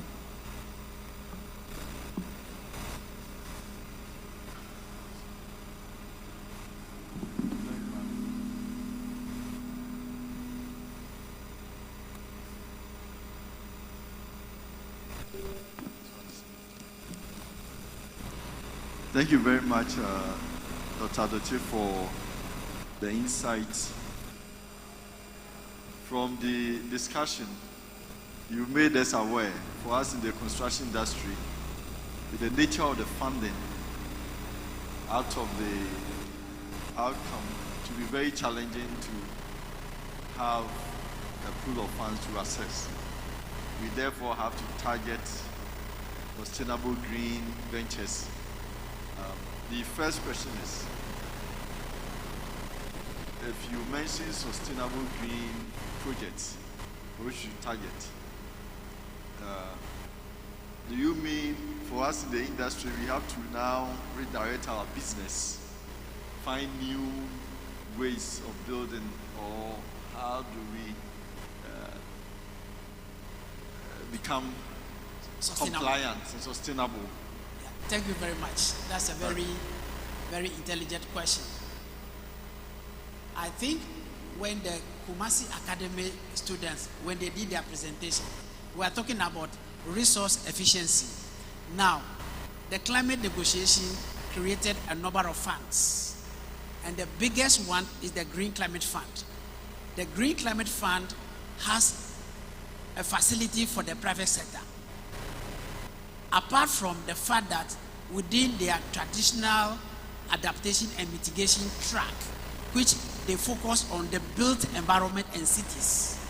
What it means is that when you wanted to approach the Green Climate Fund, you have to make a climate case for your investment. So they have an investment criteria which you have to respond to. Like for example, if you are talking about putting up this building, you have to demonstrate how you are going to use energy efficiency in the building, how much water is going to be used in your bathrooms, in your kitchen, in your water closet. You have to demonstrate that. That is the resource efficiency and the green infrastructure we are talking about. Not painting the building green or doing anything else, but we are talking about how efficient are you going to use your resources, because there is the assumption that if we should continue the use of resources on the current target, what it means, before we will live here, the children that we have given birth to, they will not have access to resources. So therefore, we have to efficiently use the resources, especially the energy consuming ones and the nature-based ones. Very, very important. Because if you want to clear a whole field of land in order for you to have timber to roof your building, just imagine the number of buildings that we have and the number of forests that is going to go. So in short, all that we are saying is that your investment have to be resource efficient. Thank you very much. That's a round of applause for Dr. Dote. I also want to find out, we are talking about the Green Climate Fund. An industry player here sitting down, how does he access this Green Climate Fund? How do we apply? Thank you very much. That is another beautiful question. So this is how the Green Climate Fund operates. The Ministry of Finance is the designated national authority, or in other words, the interface between the fund seated in Sondo, South Korea, and the government and the people of Ghana. They have a modality for which companies, institutions can access the fund. Individuals cannot access the fund. You have to be a registered legal entity.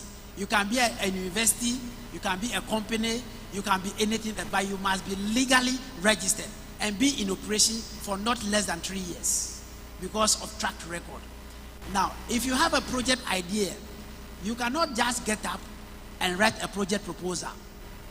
You need to go to Ministry of Finance, the National Designated Authority Unit, call it the NDA unit. You discuss with them your project idea. Then they will ask you, because the money is from an international source, there is another level where certain institutions are qualified based on World Bank and international fiduciary standards, that they are the only people who can lead you to the fund. We have the World Bank, we have the UNEP, we have UNDP, a number of them. Unfortunately,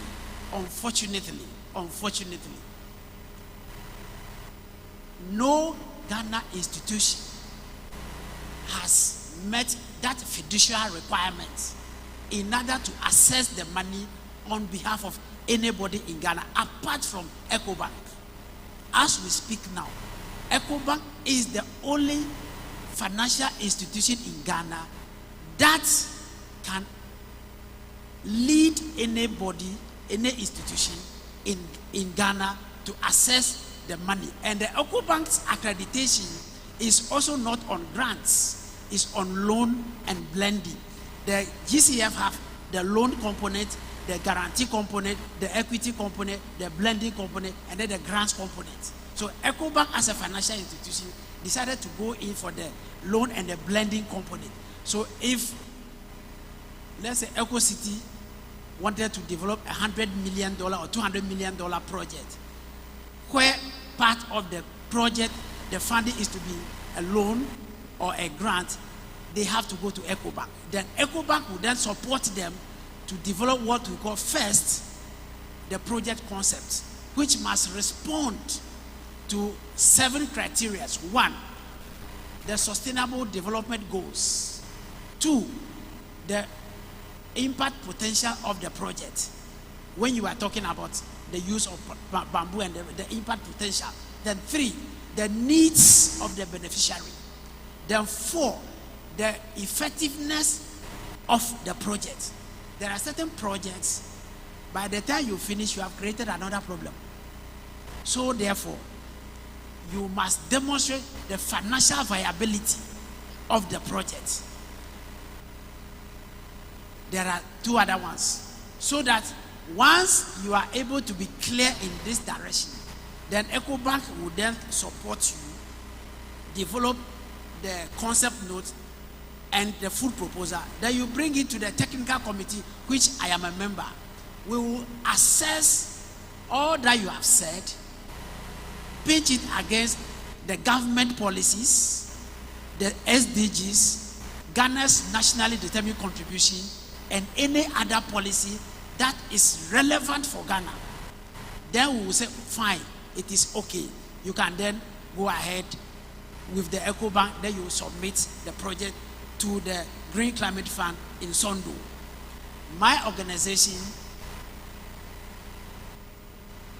having had the capacity to respond to all of these things, I can say that we are the first NGO in Africa that has received funding from the Green Climate Fund, and the second in the world that has received funding from the Green Climate Fund. So that is the process. It's very challenging, but it's very doable. Wow, interesting, Dr. Doche. So, so far, we haven't had any other private organization or institution assess the fund in Ghana. Is that it? Apart from Forestry Commission is a public institution. So Forestry Commission also through the UNDP also has received funding from the Green Climate Fund. And apart from that, no private institution. It is now that my institution is supporting one of the public institutions to get accreditation so that we can begin to partner, network, and develop the capacity of both the academia and the private sector so that we can lead them into the Green Climate Fund, the Global Environment Facility, the Climate Investment Funds, the Adaptation Fund, and a number of funds that gives grants.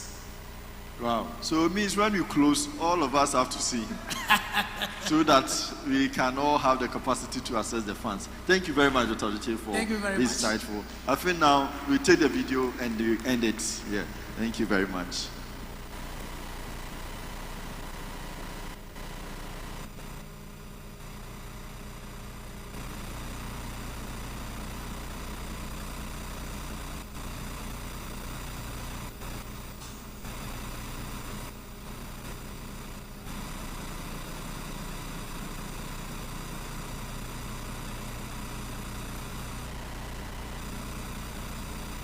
Hello.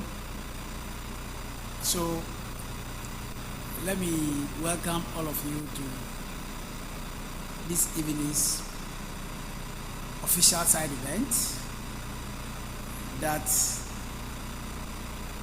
HATOF has been doing over the years for the past 6 years. But before I do that, let me just observe the necessary protocols. So distinguished COP28 delegates present here, both in person and online, you are most welcome to HATOF's 8th official side event on a row successfully done in collaboration and in partnership with various national and international stakeholders. And today is no exception. We have institutions from Ghana and the UK present here. Ladies and gentlemen, the agency and the scale of climate risks and biodiversity loss have brought the need for a more sustainable economy to the top of the global and the national agenda. Sustainable finance is emerging as an effective institutional mechanism to help finance the SDGs and the Paris Agreement, because such a financial approach aims to achieve positive and social, including environmental outcomes, while pursuing financial returns simultaneously. Today's side event, among other things, we'll look at highlights that will add. So in terms of partnership, over the years, we've worked with a number of organizations, i.e. MESTI, Forestry Commission, still our strong partner, Environmental Protection Agency. We work with Global Environment Facility. We work with the French Embassy. We also work strongly with Ministry of Finance and also Africa Development Bank, Energy Commission, and City here in Boston in the United States of America. Yeah, so in terms of what we have been doing, implement this project, because readiness is, like I indicated, we are collaborating with sustainability agenda of the institution. Yes, thank you. My name is Dr. Akani Odon. I am the head of Africa Partnerships for Lancaster University. And my role basically involves designing sustainable projects and programs as a cut across between UK and also our different African countries, academia and also industry. Yes, the next person.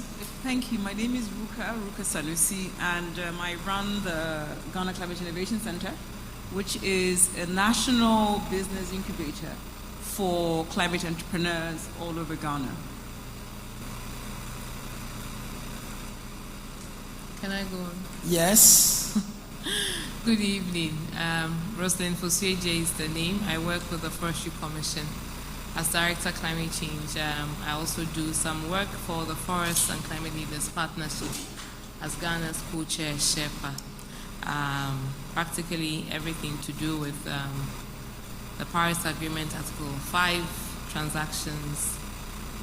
My office does that on behalf of the Forestry Commission. Yes. Hi, hello. My name is Daniel, and I work for the EPA Ghana.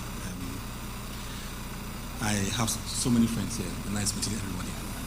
Thank you. You are the current national focal point for UNFCCC.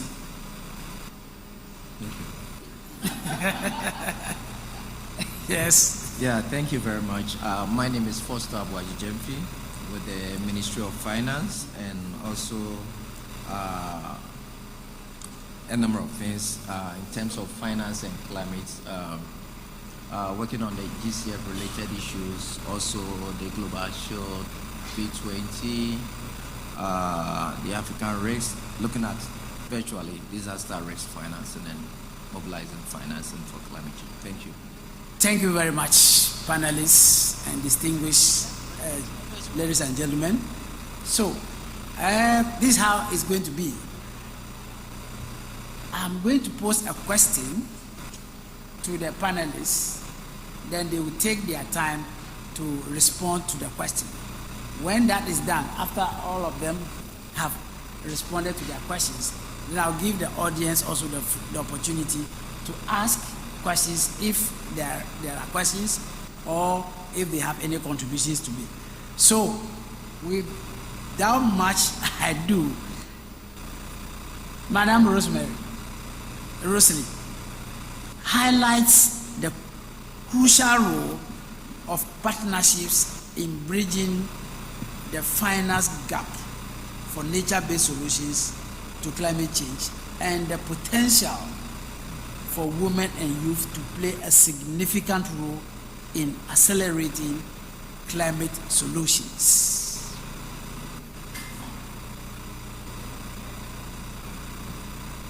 Thank you, Honorable Doche. So before I go into your question, as we were coming into the room, there was, I think, a question about how, I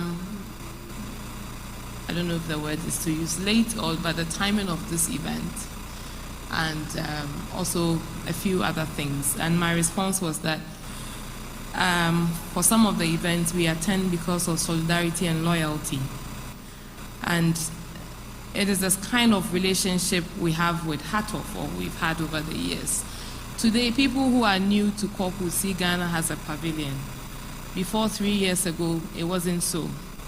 The key events that we had were a HATOF space where we would do either Ghana Day to showcase what we were doing, and practically it's been this side event. So for some of us, even if we have our agenda so filled to the brim, we will still make time for the HATOF engagement, and it's about the power of relationships. And because, for example, the Forestry Commission only started having side events because you provided us with a space. At Katowice, at Madrid, the whole booth was even given to us to do exhibitions, to be able to showcase what we are doing in the country, because there was no space. We just came to COP. Either you are hanging at one cafeteria or the other, or you just attend people's side events, I mean, apart from the negotiators, and then you go back. The same translates, I believe, into the sort of partnership conversation we are having now, and the fact that people have to hold hands to get to where we are. If you don't build the right relationships, you can't even build the partnerships that would help you leverage the sort of support you need. And from one thing to another, I mean, you spoke about the work you are doing up north. From you lending us a space, that space transitioning into our engagements, we getting into the GCF conversation. Now HATOF is leading a wing of that GCF conversation on the ground. That's really what we need to do in this space. And now it's not about what's on paper, it's about what we tangibly see happening. So partnerships are important, relationships are crucial, and the whole climate change conversation as it is now is affecting everybody. It's not about the developed world, or I don't really like getting into the space of the blame game. No matter who you blame, climate change is happening. It's either you up your game and get into the space, because the unfortunate thing is that we who are blaming are the most affected. So if you keep sitting on the fence and keep blaming, if there should be a disaster right now, even if it affects the developed world so much, their response measures are nowhere compared to what we have. We are still going to suffer. So the crucial role of partnerships in country, out country are very, very important. We need to build the right networks. We need to socialize our own story as we have it. Recently, it's dawned on me that most of the things that we've come to accept as practices are things that people came up with. They were not there. People had to institutionalize these. So nothing really stops us also from socializing what we think has to be the way that we have to go. And for the Forestry Commission, the work that we do, particularly on REDD+, even before we came into the REDD+ space, we've had a forest and wildlife policy that has been revamped to look at the value of community engagement, building partnerships with community leaders, using the community resource management approach. The fact that we can't just be in our district offices and expect that we are going to have our forest intact. We can have guardians who are actually in touch with the resources, who actually own these resources. We are only custodians and managing on behalf, but we don't own it as a commission. And from that stage, getting into now the climate change conversation with the REDD+ mechanism, having our first program within the cocoa landscape that is built heavily on partnerships from the private sector angle, from local communities, for the first time, we have 3 of our local community members coming to COP. Honorable, you have been in the Red Plus space for a long time. This has never happened. And they are not here with a story that anybody has told them. They are here with their own experience and story from the 15 years of engagement that we've had. Exactly. And then we go into the shared landscape. Again, we see the value of government agencies. We see the value of civil society, private sector coming in. So fundamentally, it's important, therefore, that there's first and foremost a structural balance between partnerships on the ground at different levels, whether it's more disciplinary, whether it's across segments, say academia, industry, and government, or whether it's actually geographically. I remember I was giving a session or giving a talk to a room of different professors in the university, talking about how to assess funding. And I was thinking, well, as academics, how much partnerships do you have with industry partners, which can provide a very strong private sector dimension to what you do? At some point, a prof at the back turns and said, Doc, you are going too far asking us to make partnerships with industries outside. You haven't even asked if we are already partnerships with the department on campus next door. So that kind of breaks the barrier. How are you able to develop equitable partnerships? You have to go as a unified force. If you apply for funding and you're already destructured, or there's already a disconnect, or there's no structure within yourself, then people take you on seriously. So why am I saying this? Equitable partnerships at that kind of level becomes powerful once you've established a sense of balance within your geographical region. How are you working with folks on the ground? How are you working with other partners within that sector?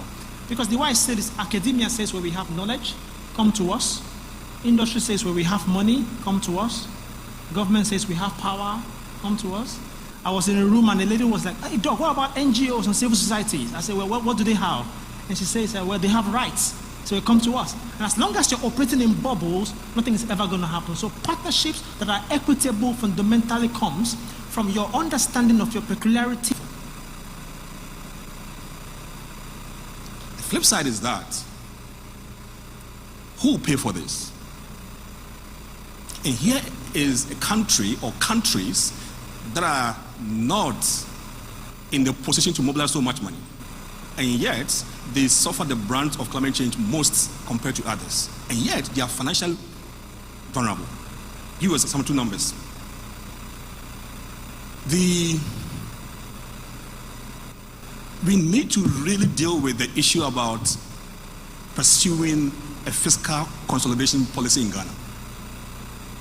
Rising public debt, post-COVID tax revenue is not as much as we want. The government of Ghana need to deal with the IMF policies. So the fiscal space is not enough for us to mobilize this money. So what do we do? On top of that is that there is also an agency to deal with climate action. And let me end by saying this, that the unfortunate occurrence that happened in Ghana a month ago, where the good people of Volta region had to be subjected to this unfortunate event of flooding, is a manifestation of the extent of the agency of climate action. So you put them together. We are asking so much money.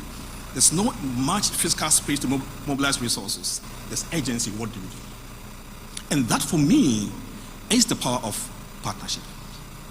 That the government having the power, the private sector having the money, the CSOs having the rights, ought to work together to deliver this on behalf of the people that we are working for.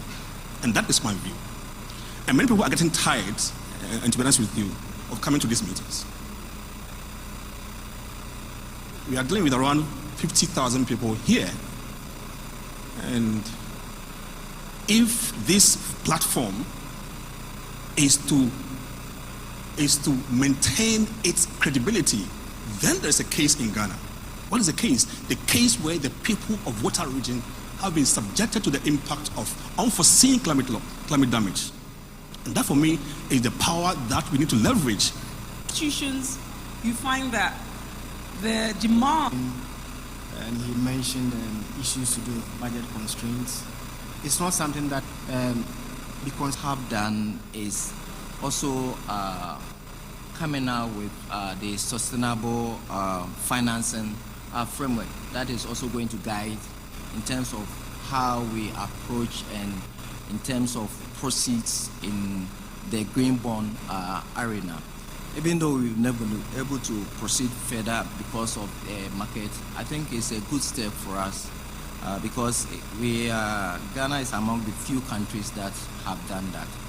And in terms of partnership again, I think it's very good that we do anchor the fact that at the global level, we have forged a good partnership. So Ghana stands tall when it comes to the Green Climate Fund, and I'm sure as Dr. Duche proudly talks about the readiness that he's implementing, and as Rosalind also talked about the fact that the Ghana Shared Emission, Ghana Shared project ongoing and also supporting women and children because of the kind of partnership at the global level, and at that we've been able to access more than 700 million at various category, regional and global, national perspective. At least Ghana is among the few countries that have been able to access about 20 projects approved from the Green Climate Fund. When it comes to the Global Environment Facility, we're doing very well also there. When it comes to adaptation, very key under the climate. So you've all heard from the panelists what they had in stock for us. So for us as an organization in Ghana, our doors are open. What we want to recommend is a partnership that would catapult Ghana into accessing a number of multilateral environmental climate funds. Because the challenge is that most often than not, investment proposals are written all right, but they fail to meet the technical requirements of these multilateral financial institutions. So we are open to the private sector. We wanted to see the private sector in Ghana benefiting from what other private sector institutions are benefiting from the multilateral, because we are part of the global village. We are members of the United Nations, so we cannot afford to sit on the fence. We are also open to support any private sector institution to get accreditation to the climate convention, so that just as you are exhibiting over here, you can do same when the opportunity comes once you get accreditation. When you get there, you understand, you partner, you network with like-minded private sector institutions from across the globe. That will give you the opportunity to rely on networking and access loans that have very minimal, what is the word? Interest rates. Loans that have very, very, very minimal interest rates compared to loans that we take in this country. And on top of that, how you can begin the sustainability and the green agenda or path into building your institution or your sector, so long as we remain on this planet. On that note, I want to say thank you very much for listening to us. Oh, we are grateful. Thank you, Dr. Duche. We are so grateful. Look, for the private sector or the built environment, it is only climate fund that we can use. Without it, yes, you can't get any money from anyone. So Dr. Duche's foundation, his company, is really, really going to help us.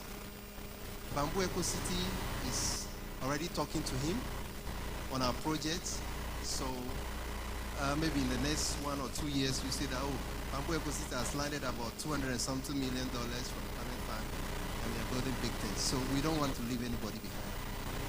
Right. So we're moving quickly. We'll be giving an award to our students, but before then, we have a facility manager among us. He is the president of the Ghana chapter. So please, big man boss, please.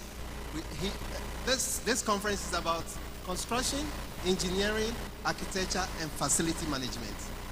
This facility is what they build and they manage. They manage it. So very important. He's going to share 5 slides with us on facility management, and then we'll go into the awards. One quickly, go into another thing before we go for the bigger awards, please. Thank you very much. Thank you very much. Good evening. My name is Samson Oparaya Jiman, and I'm the chapter president of the International Facilities Management Association of Ghana. Facilities Management Association International is a global association of facilities managers. We have about over 100 countries have chapters, and we have members over 24,000 across the globe, and it's all for supporting facilities management. I know we are very tired, and so I will not bore you so much. I'll briefly run through the slides, maybe 5-6 minutes, just to introduce facilities management, and then we'll pick it up maybe later. Yeah. So I wanted to talk about the necessity of facilities management and opportunities in there for industries. And I'll briefly explain what facilities management is all about. I've had interaction with professionals in the built environment, and I always have challenge, trying to explain to them what facilities management is. Because next slide, please.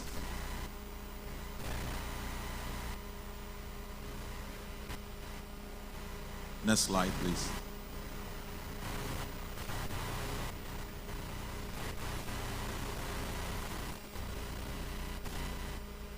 Next slide, please. Okay, the previous one. Yes. So, IFMA defines facilities management as a profession. First, it's a profession that encompasses multiple, discipline, and it ensures, the functionality of the built environment by integrating people, place, process, and technology. The ISO 41001 also define it with the same, content, but more importantly, ISO says that facilities management is an organizational function. So in brief, facilities management is a profession in a built environment, and it's a profession that ensures the safety of the people that work in the built environment. It ensures the health and safety of the built environment, and it ensures the productivity of the people working in the built environment. Sometimes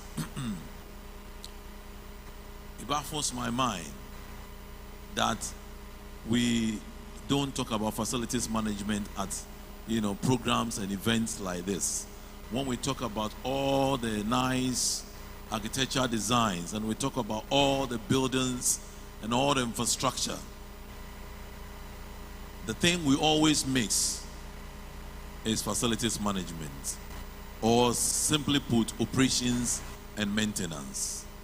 But if I could describe it like, an iceberg, in every built environment, if we take, for instance, this infrastructure, this beautiful edifice, if we take the total cost to build this from the inception, design stage, through the construction stage, it will take just about 20% of the costs of the life cycle of this facility to design and build.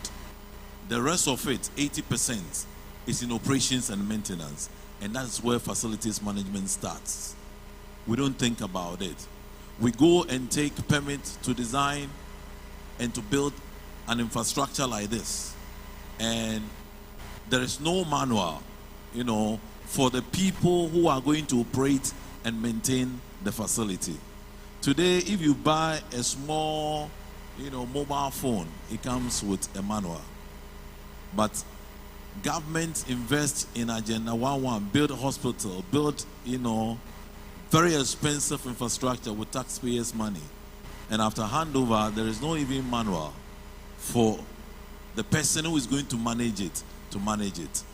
And therefore, building that can go over 50 years, in 5 years, in 10 years, we see them running down. This is because of the absence of facilities management. I wouldn't bore you with my slides, but I just want to speak 5 minutes on facilities management. This is why we say in our language that we lack, maintenance culture. But wherever I go and I speak, I say that we don't lack maintenance culture.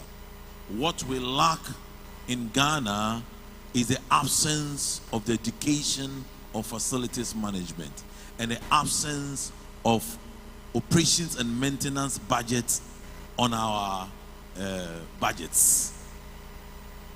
There is no budgets read in Ghana. It's just recently that I heard something small about operations and maintenance of our infrastructure. Government owns the largest infrastructure that you can talk about. And they use huge sum of money. You talk about the roads, talk about the hospitals, talk about all the infrastructure that the government talks about. And those all huge monies. We talk about all those huge money, but we never speak about how we are going to manage them through their life cycle. The profession that ensures that this expensive infrastructure, this infrastructure that we use taxpayers' money, to build them,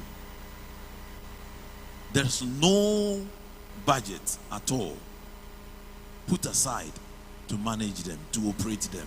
That is why we find them running down. I was talking to Prof right now. I went to their stand and I saw the wonderful courses that they are running. Courses in the built environment, courses in construction, courses in environment and all that.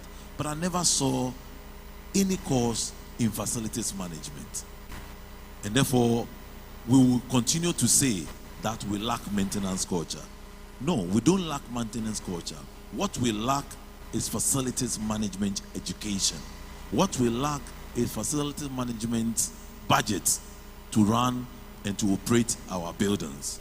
So I am encouraging all of us working in the built environment that facilities management is a course.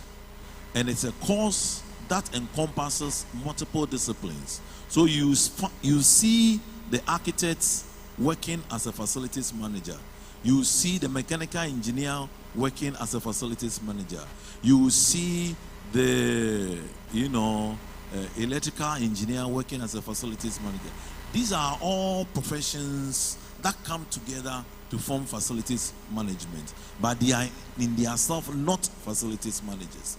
So you see an electrical engineer who is put to manage the facility. You see an architect who is put to manage the facility, but they don't have all that it takes, to manage the facilities. They are just specialized in one area, one leg of it.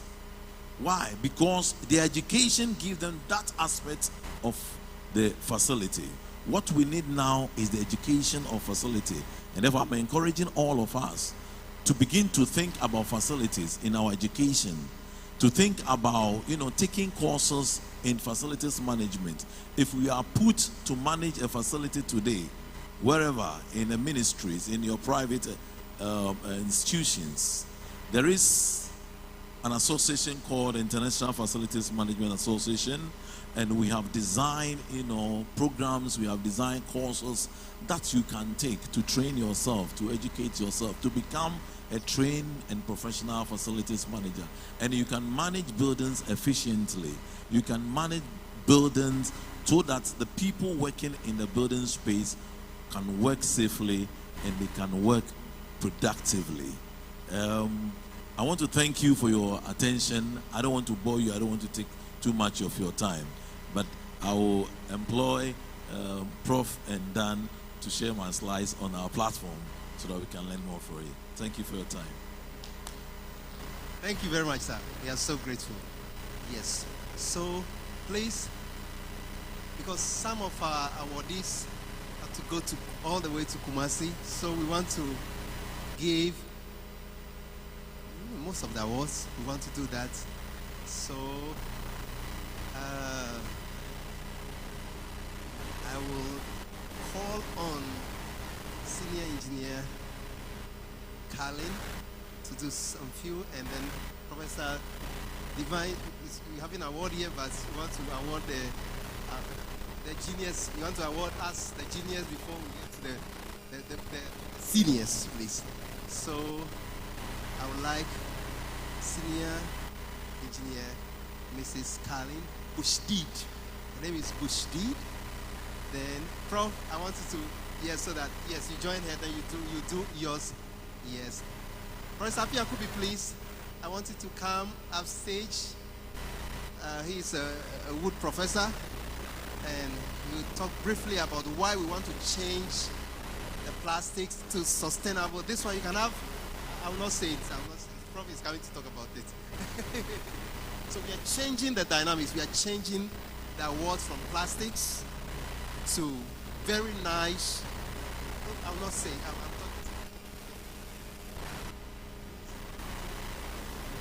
All right.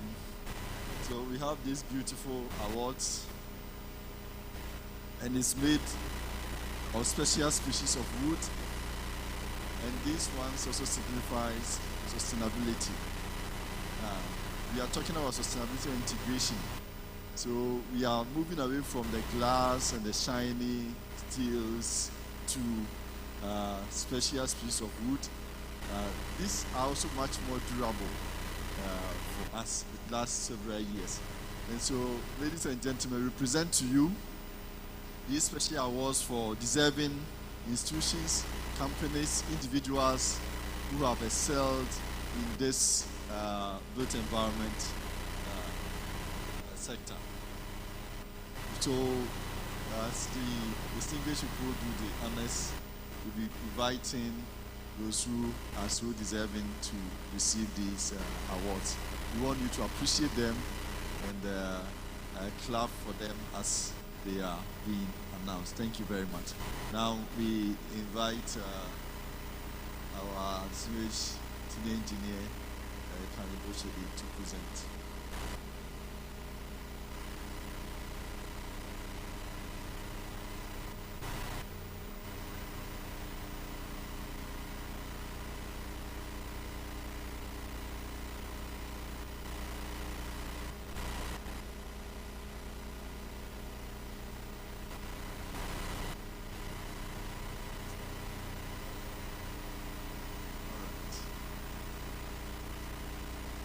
Ladies and gentlemen, from the presentations we just had on climate financing and from the COP28, we want to recognize the contribution of this gentleman, Dr. Samuel Doche, for the inroads he's making in helping industry access the big funding that is available for us. Let's clap for him. I understand he left the auditorium, but we want to announce to the whole gathering that someone you want to take on his behalf.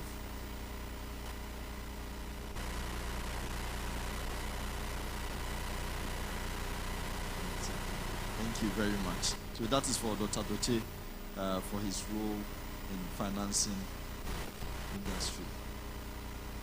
We also want to acknowledge one person who has also contributed. It's a more or less a media person from the African Rising Communications Limited, who is also an editor-in-chief. We recognize the contribution of this personality. Mr. Mohammed A. Abu, is he here? Mr. Mohammed, oh, let's clap for him. Mr. Mohammed Abu.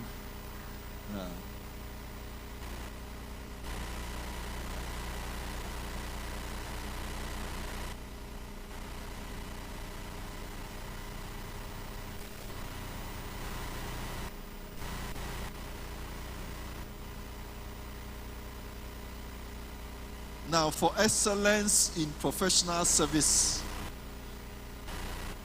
in research and innovation in sustainable building materials. And ladies and gentlemen, those who have gone through the stands have seen that when we talk about sustainable building materials, they have an individual who has performed so well in academia and industry. And this afternoon, we want to acknowledge the work done by this individual.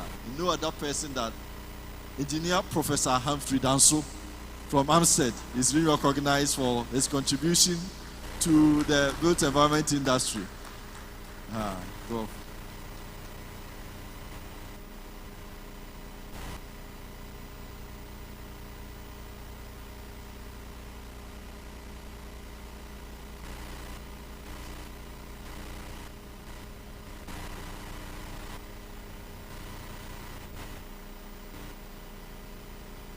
There was a committee that also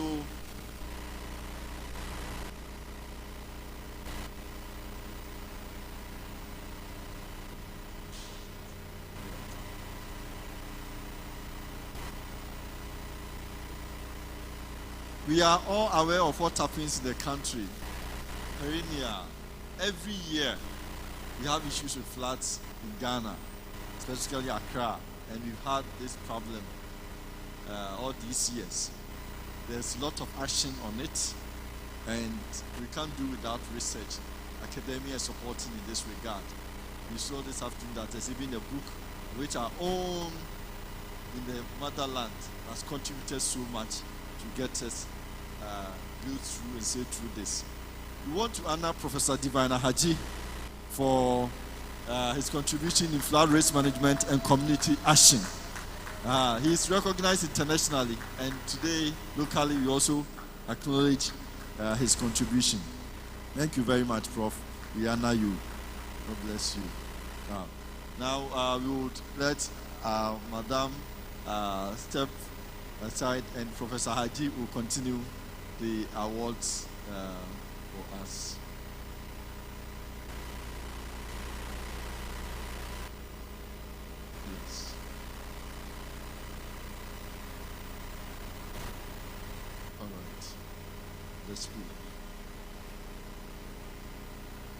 We also encourage innovation and action, and also for the young to learn from the seniors and professors. These young people in our second cycle institution are doing a lot to support these drives we are all promoting, and we saw in the presentation in the earlier afternoon.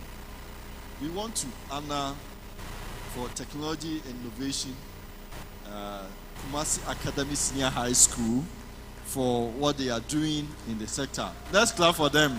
Kumasi Academy Senior High School. Prof.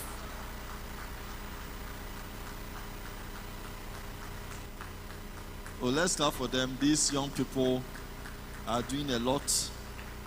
These young people, yes, for the innovation, technology innovation category, we won an award. You can all come on the stage. You can go on the stage. Go on the stage, yes. Yes, let the cameras capture you.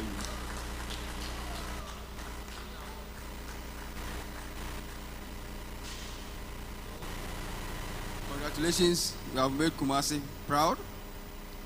You know, I'm from Kenya University. They are from Amstead. We are all from Kumasi, and as we are going back, we are happy that the Kumasi Academy, you have won this prestigious award, and well done for your STEM activities, and it will take you very far. Thank you.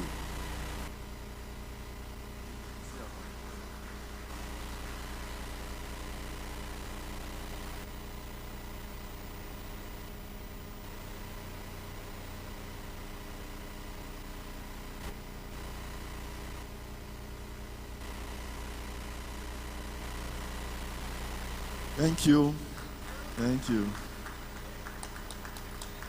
For excellence in professional service as engineers, for practical building and construction technology solutions, this is real practice on the field.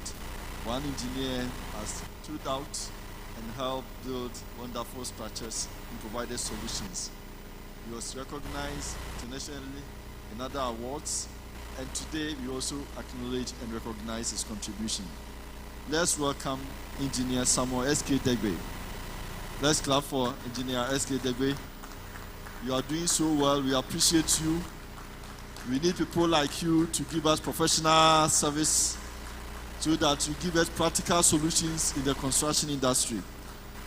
You implement and promote the construction technologies. You don't do archaic things. You don't do things just anyhow. You follow professional technologies.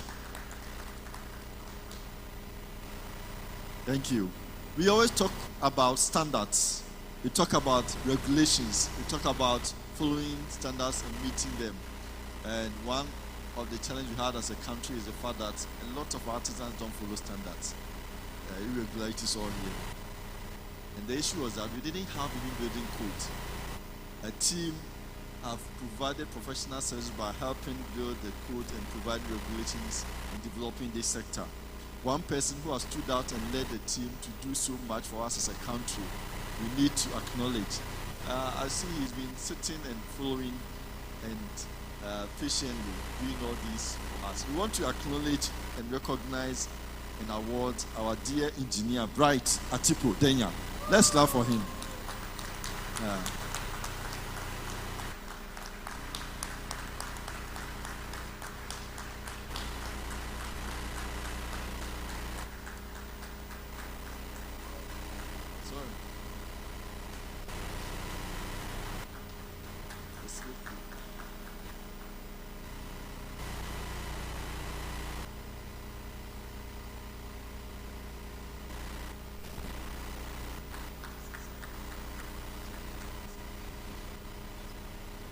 All right. Also, we're talking of earthquakes and we're talking about geological services, and this is very vital for us to develop in this regard. And so, for Professional Service Award and in support in this regard, we want to acknowledge and award today Dr. Daniel Kwaisi, who is a senior lecturer at the Geology and Tectonics Department of Earth Science, University of Ghana, for this contribution. Now we are bringing forth knowledge, and with this knowledge, we are able to solve our challenges. And Dr. Daniel Kwaisi, your contribution is very much.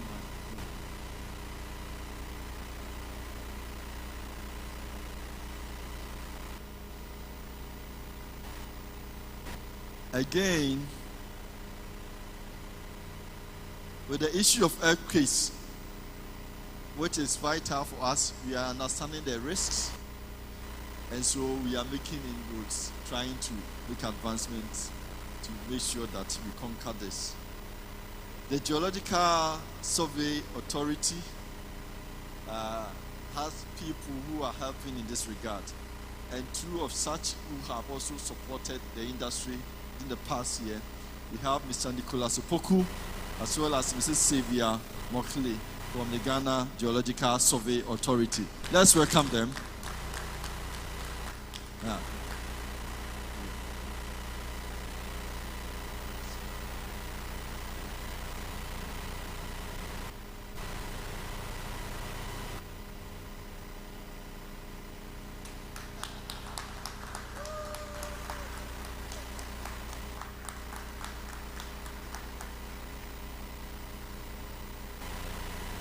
Thank you very much. After what happened in Turkey, we realized that we also sitting on time board. We needed to put together a presidential technical committee to help develop a framework for our preparedness in case anything happens.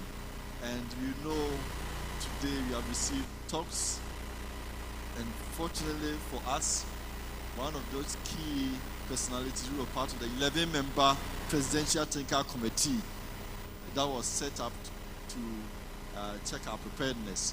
We want to honor them for producing the report for our earthquake disaster preparedness and response in Ghana. And to collect this honor, we have the 11-member Presidential Technical Committee as our own engineer, Mrs. Carlin Boshedid. Well, let's clap for them.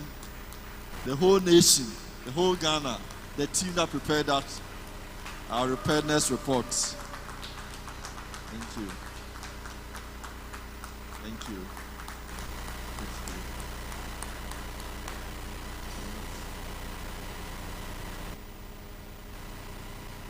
Thank you. Thank you. All right.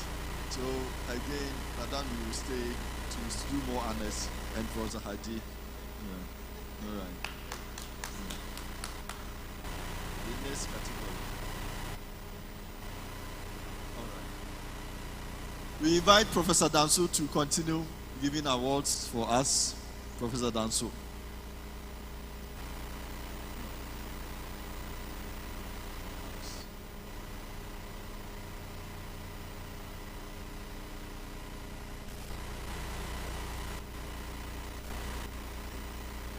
So he's coming. We are so grateful. Yes. Thank you so much. These are hard works that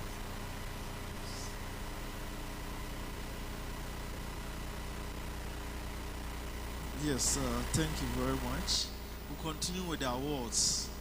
We have next, that is Excellence in Professional Service Award, Local Content Industrialization. Indeed, let me say something brief about this.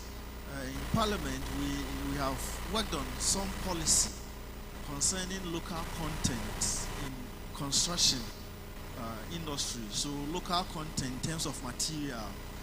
The bill is around Parliament, and when it is approved, if you want to put up a structure in Ghana, it is important that some percentage of the materials you use should come from the local, should be sourced locally. So the local content is very important, and a lot of people have contributed to that. And we are awarding someone who has also contributed to some of the local content in our construction industry. And this award goes to Engineer Professor Api Akubi.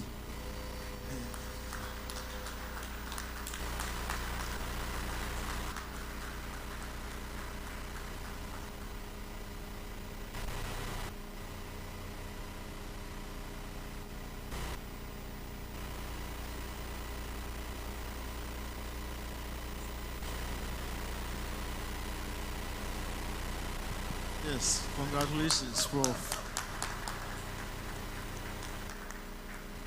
Now, our next award is Winner of Excellence in Professional Service Award, and it's awarded to Engineer Emmanuel S.K. Degbe. Where is Engineer? I think this is the second award. Degbe.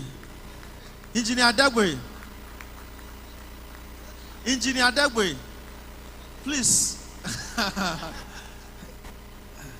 I think it was much unexpected to him that he's getting another award. So let's clap for Engineer Dogbe.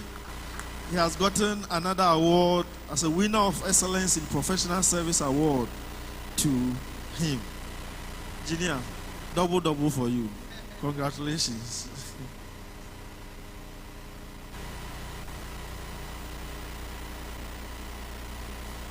So, Excellence in Professional Service Award, Standards Development.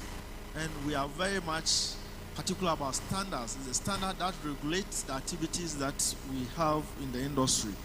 And this award goes to Engineer Emmanuel Obin. Engineer, I think he's not, okay. So, are you okay? Yes, take it for him. Engineer Emmanuel Obin, Standards.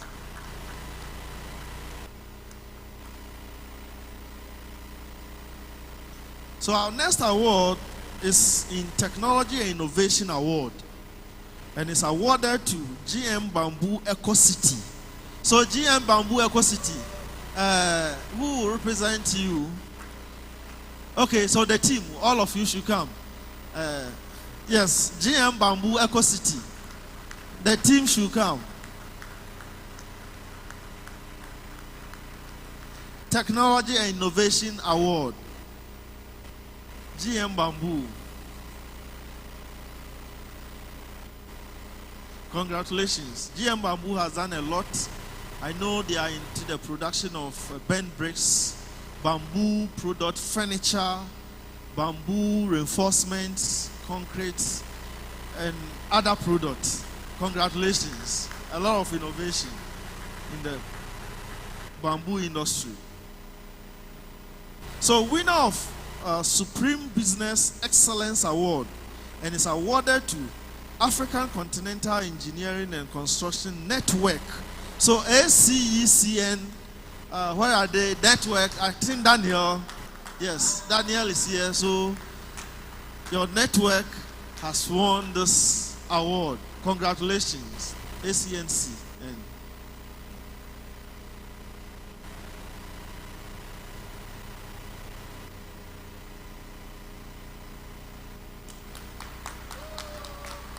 Congratulations. African Real Estate Company of the Year. That is low income category. So we are looking at real estate, African Real Estate Company. That is low income category. And it's awarded to Adom City Estate. Adom City Estate. Where are you? Your stand is there. Yes. Adom City Estate. Congratulations to Adom City Estate. They've done very well in terms of the real estate. And they keep extending and expanding in the scope.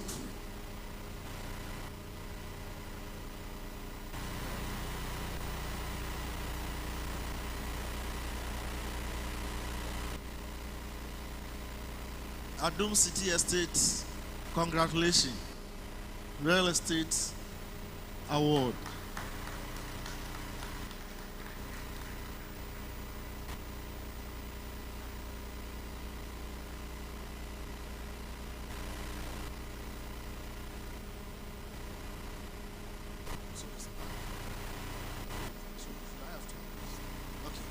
Then, so let's also go to African Most Influential CEO of the Year, Real Estate category. And it goes to Noble Dr. Bright Adom, the CEO, Adom. So, Adom Estate, take them for us. Congratulations.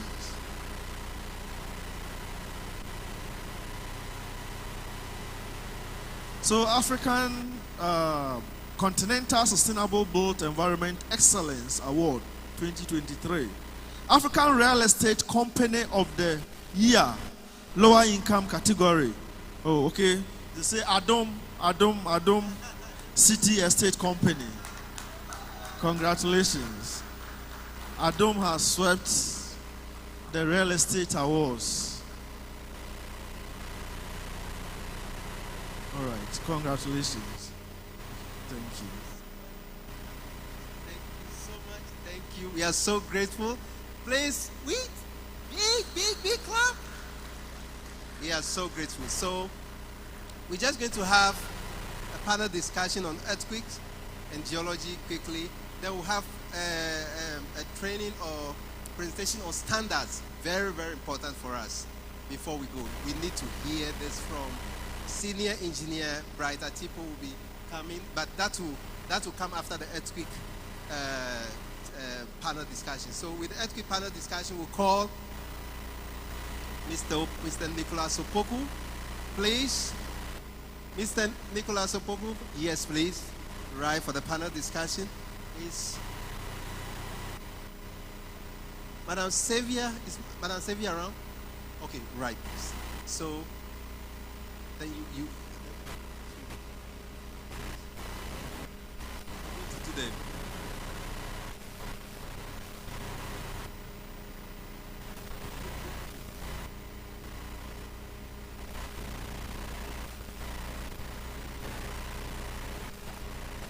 presentation? Oh no, I want them to. Yes, please. Earthquake presentation, please. Do you have it there? Earthquake presentation.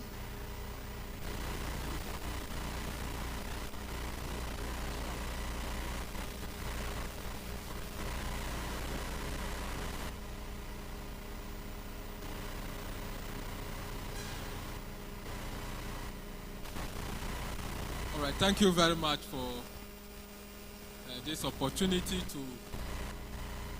for us to discuss earthquake issues in Ghana. I'm sure now the perception is clear. We've been feeling earthquakes recently, so we are all aware of earthquake. Sorry for the interruption. Please, we want all the awardees.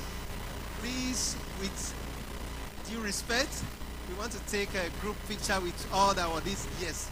Then, yes, please, with awards. We want to all the awardees before you leave, please. Yes, we want to come take a group picture with the awards before we, before we leave, please. We know it's a bit late. Yeah, with the awards, please. We are sorry to. Yes, all the awardees. Yes, please. Senior engineer, please. Yes. Professor Danso, please. Before you leave, we want to take a group picture. Right.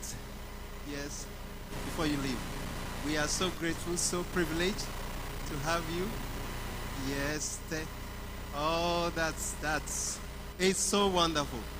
We are going to sustainability. Sustainability is the way to go.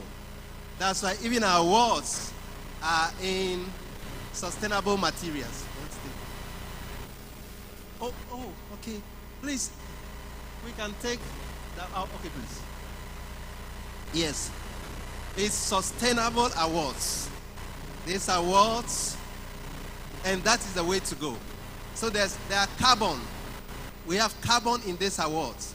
So the tree takes carbon from the atmosphere, carbon dioxide, and stores in the wood. So you can even have these awards and sell the carbon credit in it.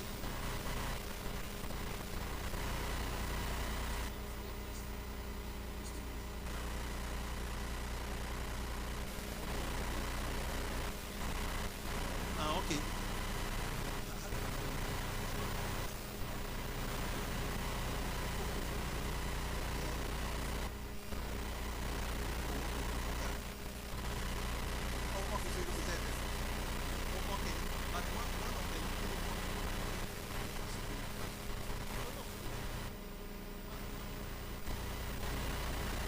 Uniform, please. Yes. Or they should all come. And they should all come. Come. We want to encourage. Okay, bring the chairs. Yes. Yes, please. But we want the senior. We want the senior professionals to be in the middle. Then we be around. Yes, please. Mommy, senior engineer, we want you to be in the middle. Then we'll all be around. Oh. Yes, please. The way you want us to do it. The way you want us to do it. Yes, okay, so right. Yes. So please see it. Yes. And we want mommy to be in the middle. Then we'll all. Yes. Okay. And the camera is okay, sorry. Yes. Okay, so beautiful. So beautiful. Yes. Give that word to, yes, please. Wow. Thank you so much. Okay, wait. Please. Yes. Oh, my goodness. Yes.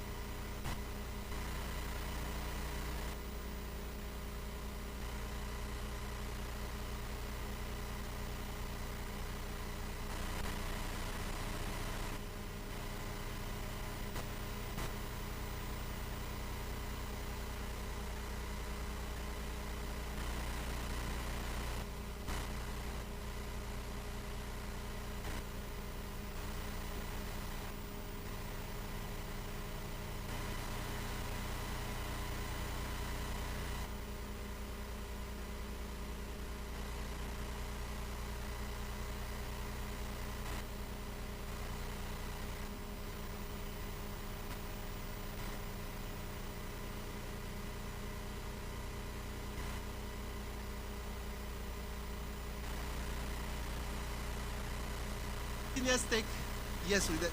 The senior professionals, yes, please. Okay. Yes. Yes. Senior professionals. Yeah, they're taking the yes. Please.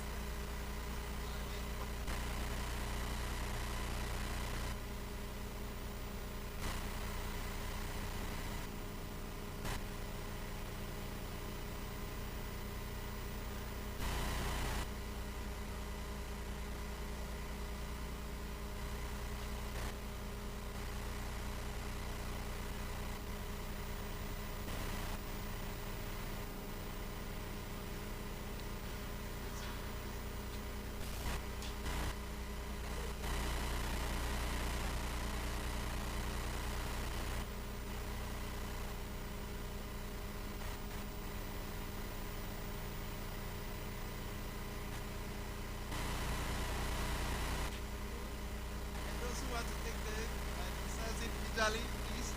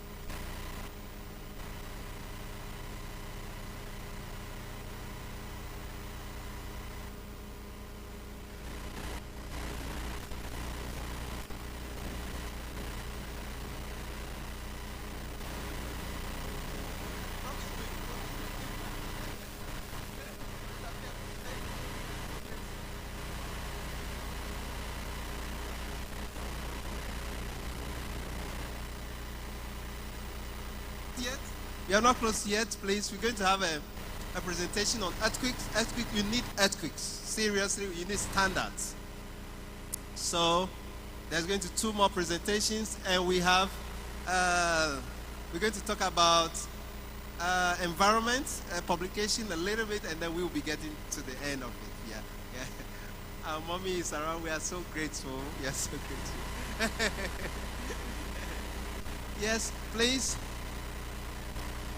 Okay. Yes, Mr. Bogu? Mr. Bogu? Okay, right, please.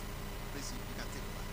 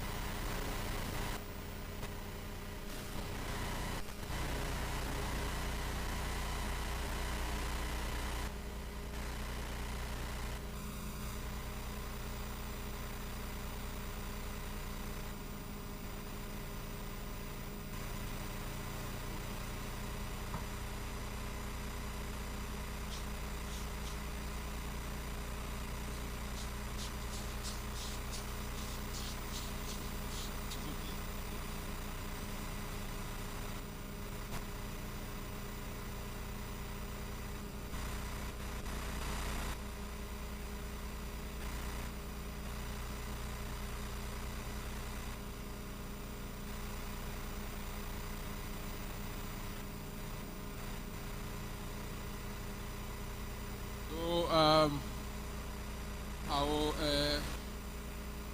continue with my presentation on earthquakes in Ghana. All right, so as we are all aware, we say earthquake is a sudden shaking of the earth. So if earthquake is a sudden shaking, it makes it difficult to predict it. Anything that is sudden is difficult to predict because it comes off all of a sudden. And we should bear in mind that earthquake effect can spread to cover a larger area, maybe over an area of about 10,000 kilometers square. I mean, if you take in Accra, for instance, that's 100 kilometers by 100 kilometers, meaning an earthquake can damage an area from Accra to Suhum, all that area. And so the effect is always very serious. But sometimes we seem to look down on earthquake effect because it is a low probability event. Even though it's a low probability event, it is the consequence of earthquake is very high. We've seen it in Turkey recently. In Turkey, we've seen it in Turkey. We've seen it in even our own African country, Morocco, recently. So please move the slides. I'm Nicolas Opoku, the head of the Earthquake Monitoring Division. All right, so let me use this.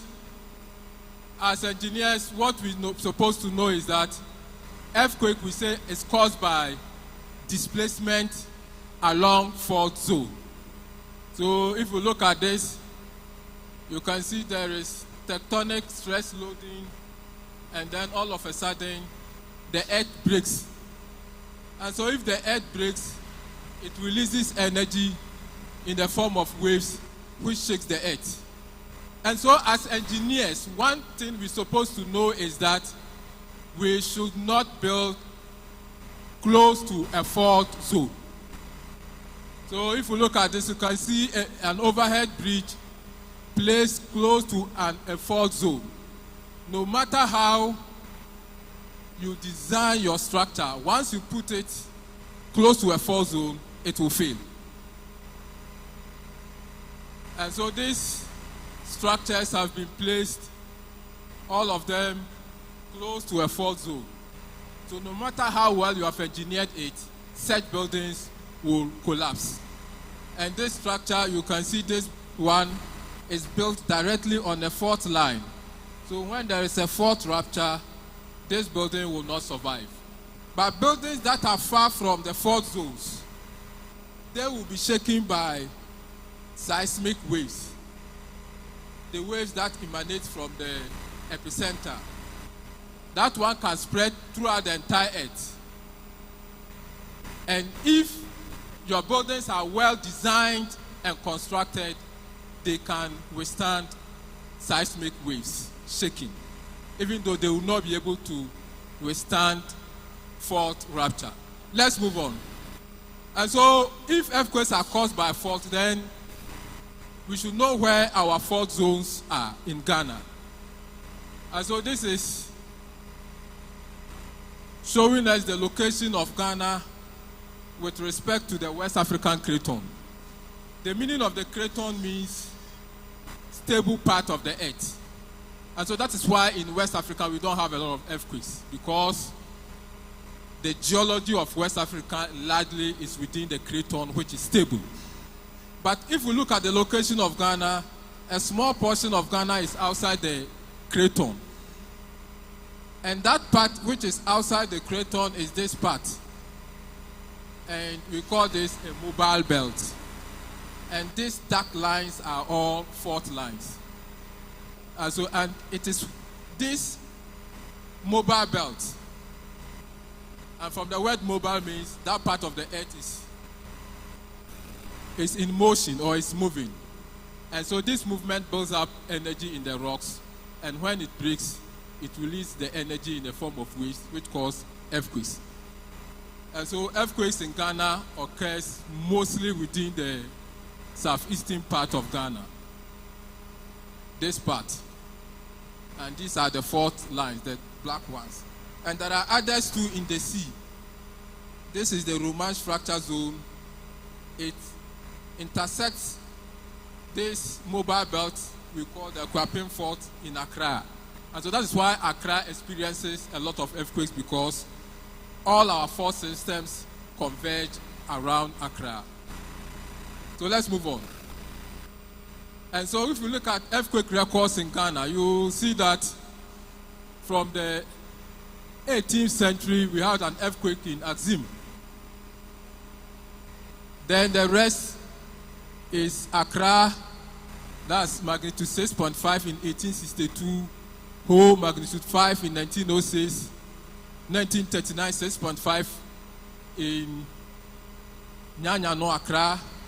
So you can see, apart from Axim, all the rest of the events have been occurring Accra, Ho, Nyanyano, Tema, Accra, and so it tells you that the southeastern part of Ghana is our most active zones in terms of earthquake. Most of the earthquakes have been occurring along that one. The only outlier is that of the Axim. And if we were to, can you go back and let me show you something? Go back to this, yes. So if you look at it, if you look at most of the significant earthquakes, you can see that they were occurring once in a while. But since 2018, we've been in 2018, 2019, 2020, 2021, 2023. Earthquakes have been occurring, or felt earthquakes have been occurring almost twice a year. And mostly, if we are having a lot of earthquakes occurring within such short period of time, they could be a precursor or indication that a major one is about to happen. And so that's why we've been warning that probably these events that are happening frequently could be a warning sign, and for that matter, we need to prepare for a major earthquake. Let's move on. And so the map shows that the southeastern part of Ghana is where most of our earthquakes have been occurring. Let's move on so that we can finish early. So once Ghana, or our southeastern part of Ghana, or Ghana is prone to earthquakes, what do we do to mitigate earthquake effects? And earthquake disaster management cycle, they say it's a continuous process, and it involves several stakeholders. The government, civil society, security forces, we all have a role to play in mitigating earthquake risk. And It's a cycle.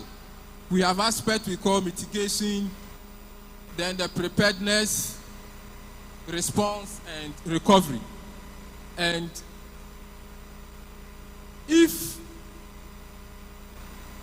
the last time you experienced a major earthquake is far, it means you are getting closer to the next one.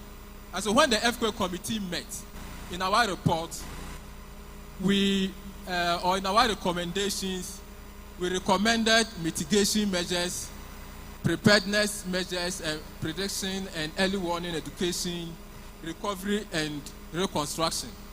But our short-term measures were on preparedness rather than on mitigation. And so preparedness here means education, if it is possible to predict, which at the moment is not, early warnings. And so those are where our recommendations were, so that people will know what to do during an earthquake. Mitigation aspect is a long-term measure, because mitigation aspect will involve, can we move to the next slide? The mitigation measures will involve understanding our hazard well. If we know our hazard, we have to ensure that what we are exposing to the hazard is not vulnerable. Our mitigation aspect is making sure you minimize this risk. We want to make this risk as small as possible. And to achieve that, at the location of the hazard, we have to make sure that our vulnerability is reduced, or we don't expose anything to the hazard.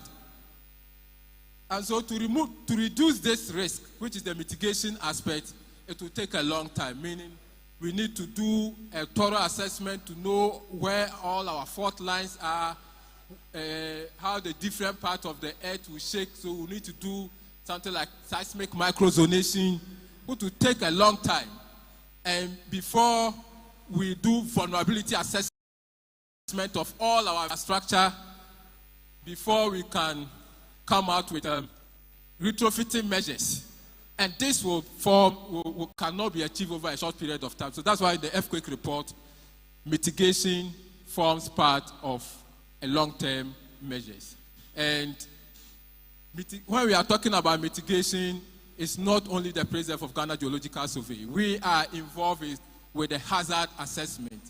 The engineers, a lot behoves on us with respect to mitigation, whereby we need to assess our vulnerable infrastructure and then recommend ways for retrofitting them, or making sure that new buildings are well designed and constructed to be able to withstand earthquake. And so when it comes to mitigation, Land Use and Spatial Planning Authority plays a key role in making sure that we reduce exposure, whilst engineers plays a key role in making sure that we reduce vulnerability, and Geological Survey is involved with the hazard. So when it comes to the risk, various stakeholders will have to play a role in mitigating it. Let's move on. Yeah, so basically this is for us to understand that in 1939 earthquake, a recommendation was made that we move the city of Accra, we move the seat of government from Accra, because they realized that Accra is highly prone to earthquake, and that we should move it to a central portion of Ghana, which is within the craton that I've said is stable. But unfortunately, they shouldn't have gone ahead to say that if it is impracticable to move from Accra, we should make sure that we build in a safe area. And that is what the politician wanted to hear, the second aspect, the if. Because if they had not brought the if and said that move the seat of president from Accra, I'm sure the Accra wouldn't have grown to this extent, which is making it difficult for us to reduce earthquake risk in Ghana. And so, so they were talking about reducing exposure by moving Accra from the seat of president, from the seat of government from Accra, or reducing vulnerability by making sure that we